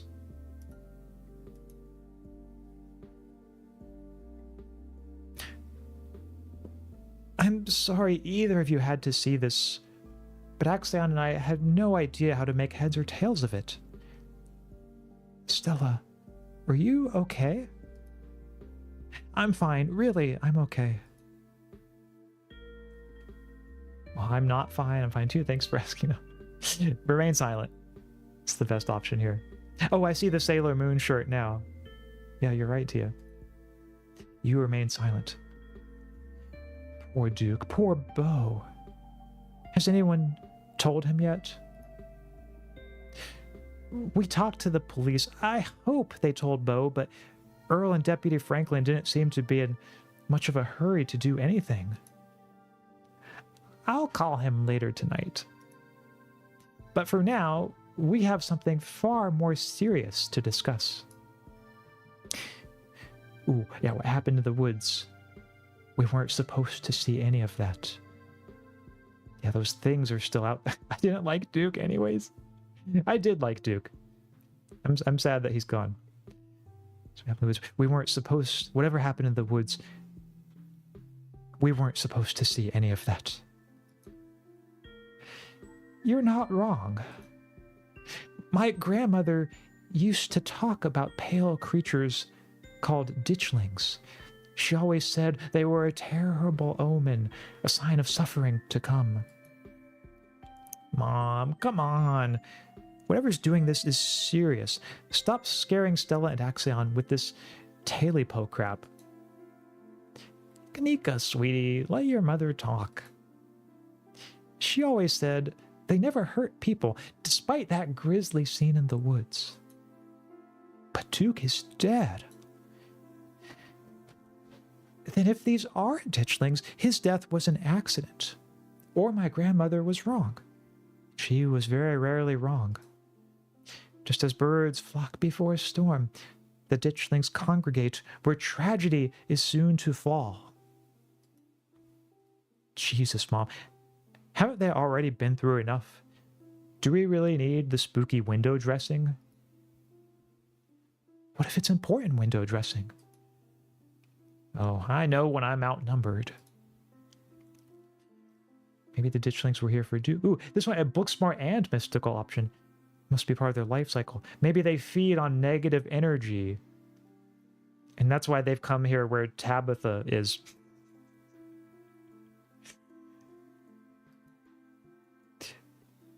Yes, it must be part of their life cycle. I looked at that chicken up close, and it looked like some sort of parasitic growth. If these ditchlings congregate around doomed people and places, maybe it's like the negative energy is part of that life cycle too. Like negativity feeds the embryos as well as flesh. Well, that's one theory. At least the flesh part sounds about right. They're either using the local wildlife as food or incubation. Oh, dear, I'd forgotten entirely about the tea that I put on. Let me fix you up a couple of cups. It'll help soothe your nerves. I don't know, it's getting late, and I should let Axaeon get some rest. I ran him ragged today with all the hiking and running through the woods in terror. I could keep going, I'm still wired. Yeah, I do kind of want to see the end of this conversation, though. Because I feel like we're getting useful information here that's going to help us later. I can keep going. I'm still wired. Okay, maybe it's that I'm eager to get home and start doing some research. I'll ask around on my usual forums to see if anyone has any information on ditchlings. Is that what you call them? That's right. You go on home now and do try to get some rest. Don't stay up all night on the online. She really is a classic old woman, old person using the old people way of talking. Let me get you some of my house-made peppermint tea to go. Really does wonders to soothe the soul. I wasn't fond of him, but he didn't deserve to go, and especially not like that. Yeah, it's that like even if so, I didn't mind his character too much, but yeah, like I certainly agree that even if one doesn't like his character, it seems like yeah, surely like everyone can agree that that was a more brutal ending than he deserved. Saying to think ditchlings are an omen of tragedy and not the tragedy itself. Yeah, yeah, that's so something even more tragic is coming up. Well, I'd have to assume Duke's death was an accident to protect their babies. Yeah, that could be like because it was trying to get at the chicken. It said, like it wasn't attacking Duke directly, at least for the parts that we saw. It was just trying to get the chicken back from Duke. So maybe the gun going off was some kind of accident. But if you remember Duke's face, like it looked like he had the cysts kind of in his face too. At least I think I recall seeing that. It was only a short moment that it showed him on the game screen though. So I could be wrong. If they feed on negativity, Tabitha definitely has tons of that. Yeah, what about Tabitha? Yeah, it could be. Maybe they've come for Tabitha next. But Sybil just said like they don't harm humans, so or at least that was according to her mother. It also means Axaeon is as safe from the ditchlings as anyone. That's good to know. Yes, that's right. I will keep the ditchlings at bay just by maintaining a positive attitude. Karis, oh no, Karis is going to be in danger. Bye, Stella. I'll see you tomorrow, okay? And call me if you need to talk. Thanks, Kanika. I'll see you. Bye, Axaeon. So, yeah, they might have come for Tabitha, but I don't know if that explains why Tabitha would be calling me so much. Like, does Tabitha trust me that much that she would call me in an emergency and text me? I mean, maybe she just doesn't have anyone else that she can call. Like, if she's seeing the ditchlings around the house or outside the house, maybe she's calling me just because, like, yeah, there's no one else she can rely on. It's excellent iced or warm, though with the nights getting chillier, warm will probably be best. Helps wake up the bones. Be careful out there, both of you. Sybil turns and closes the door behind her. Alrighty, let's call it a night. Mind walking me home? Yeah, let's walk home together.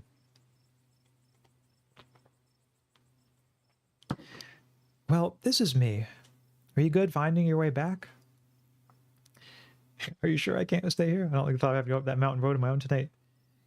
No, I never look at the back. Yeah, I think I'm pretty... I don't think they're going to attack me on the road. I think I'm going to make it to see what happened to Tabitha. I would check, but I think I'm near tapping out because horror is bad for my anxiety this late. Yeah, no shame in having to quit out if it's too late for horror games of this type, Blaze Cubes. I understand. Could always check the VOD later. Maybe first she was worried about you, aka negativity, then bam, ooh, maybe so. Cool. We'll see you around. Not like I have much of a choice. Leaving this town as soon as I can. Yeah, I say, yeah, like we're in this together, you know? Yeah, we are. Stay safe, buddy. I think now Stella, like, appreciates the gravity of the situation more. So she won't run into any pitfalls like before where she's just trying to film instead of stay safe. As far as you know, those creatures from the woods have infested these trails as well, but it's too late for you to turn around. You'll either make it back to the estate or you won't. Yeah, that's comforting. Continue down the path. Oh, yes. Now we're on another path in the woods here. Almost home. Continue down the path. Your salvation in sight, you make a mad dash to the door. Try the door. Oh, thank God. You're back. Where the hell have you been? Tabitha, she's okay, everybody. She just got spooked is all. Just run. I hope your cardio is good, Axe. It's good when there are, like, random horrifying creatures chasing me. I called you back as soon as I had reception. Didn't even pick up when I called you back. I texted you back. Do you know anyone named... Oh, yeah, these are some good... Wow, okay, lots of dialogue options here. Yeah, let's do some of these explore. You didn't even pick up when I called you back. I left my phone in the other room. I was sick of waiting to hear from you. The miner outside the general store. Yeah, do you know anyone named Wayne? I employ over 100 people. I'm sure I know a Wayne. I watched a man die tonight. Yeah, that'll probably get her attention. So it's not good otherwise. I mean, it's okay otherwise. Like, if we're... I guess it all depends on who we're comparing it to. If we're comparing it to people who, like, regularly do sports, probably not. But if we're comparing it to, like, other Americans in general, then yeah. That might give me an unfair advantage, though. Watched a man die tonight. I went to the woods with the squirrel. I meant to find some cryptids, and it ended with us watching a man die. Ah, so you met Stella, then. Ugh, that explains everything. And she's gotten you all worked up. I'm going to bed. I'll see you tomorrow. Okay, good night. Wait, you don't want to hang out? Can you tuck me in? Okay, I have to do this one, chat. Can you tuck me in? Look at her face. Are you serious?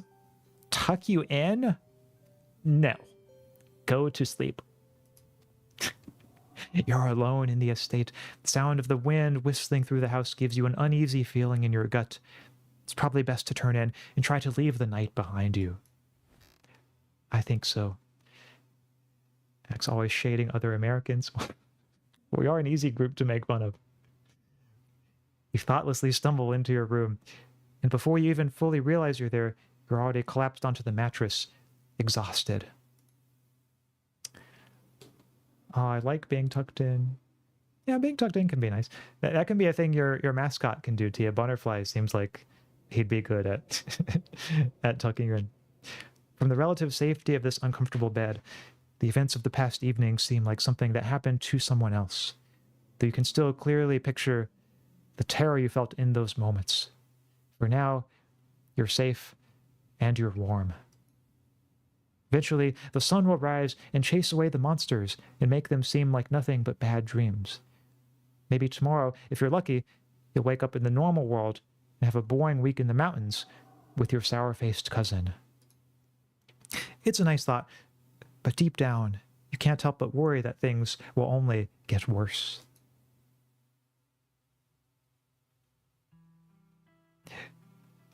Oh, I think... Is this it? Is this the title drop moment, chat? Oh, there they are. Oh, okay, yeah. Opening cutscene. Here we go. So all of that, I think, was the prologue, or was episode 1.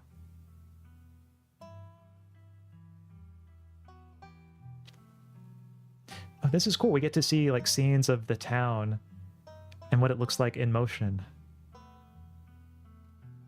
Which is something we don't really see in a lot of visual novel type games.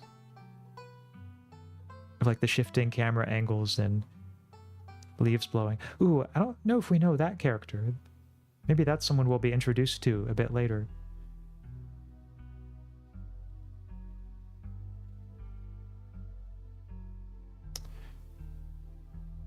Hey, are those alpacas? Oh, I'm a big fan of alpacas. Oh yeah, I think they are. Oh, I hope... Oh, no, I hope the ditchlings don't get the alpacas. But yeah, those alpacas are probably not long for this world. Okay, oh, so there's a mine in this game, too. Probably will be going into the mine in future episodes, I imagine.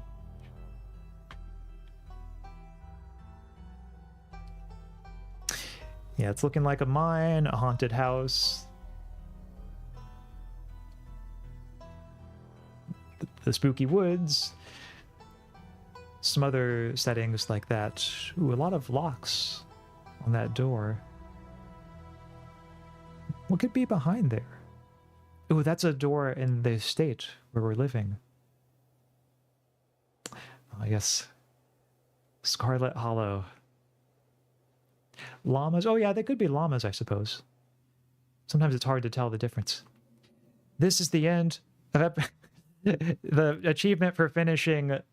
Chat, you probably couldn't see it, but the Steam achievement for finishing episode 1 with Mystical as one of my traits was called Ebony Darkness Dementia Raven Way, which is wonderfully inventive on the part of the developers to give that name to the achievement. For any who saw the My Immortal stream that Karis and I did, that's a name that you will recognize.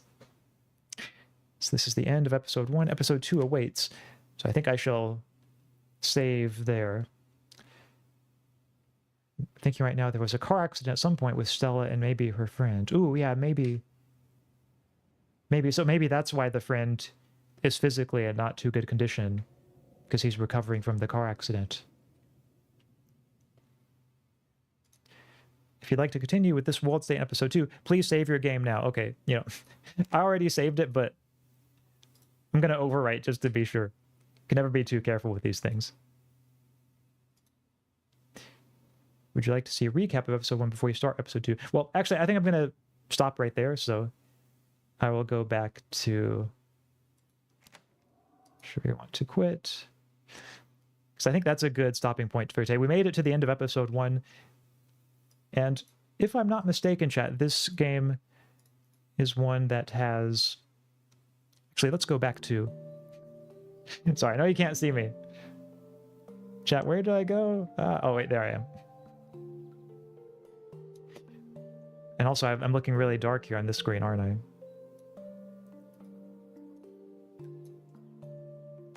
Yep. Gotta resize myself to make sure I'm all fit. Okay, and let's turn also, I don't think I need dynamic lighting for this one. Yeah, there we go. Now I'm back. Back to my old self. But yeah, I think that this game has either 7 days in it, or maybe it's 5 days. Or actually, no, I think episode 5 just released. Yeah, episode 5 is the one that just recently came out, and I think they're going to do maybe 7 total. So yeah, no, this was fun. I'm looking forward to seeing where the story goes from here. Lotto says, also, I'm not sure if it's on purpose, but the game audio was barely audible for me. Okay, well, that's useful for me to know. So thank you, Lotto. Next time I play the game, maybe I'll increase it a little bit, so that way it becomes a little bit more audible. Great stream. Once again, I'm invested. Oh, thank you, Tia. Yeah, I'll definitely keep playing this one and see where the story goes from here. In fact, I think the next time I'll be playing this game is this Saturday. Yep, so those who want to see more of it, episode 2, you can find that this Saturday. I'll be continuing the story on stream. Tuck your chat in if Tabitha won't. Yes, chat. I know lots of you are probably going to go to bed here in just a moment, so this is me tucking you in right now. See, chat, I'm me like putting the covers over you. See, now you are all covered up, all tucked in. Don't you feel better? Don't you feel now ready for a good night's rest? So I think I'm ready to call it a day, call it a stream. Tomorrow, though, I will be streaming more Getting Over It. So if you want to see me lash out in pain and wail in suffering as I attempt to get over the mountain by using this pickaxe and losing all my progress, then know that that will be tomorrow. You can have fun watching that for a time. And then Saturday, we'll be continuing this game. And other than that, really not too much I have to announce, just, you know, some longer term video projects I'm still working on. Sometimes it's a little hard to find time to work on those during the day, but I do try to make a little bit of progress on those each day. But in the meantime, chat, have a great rest of the evening, and thank you for being here. I will see you all again very soon. Goodbye, everybody.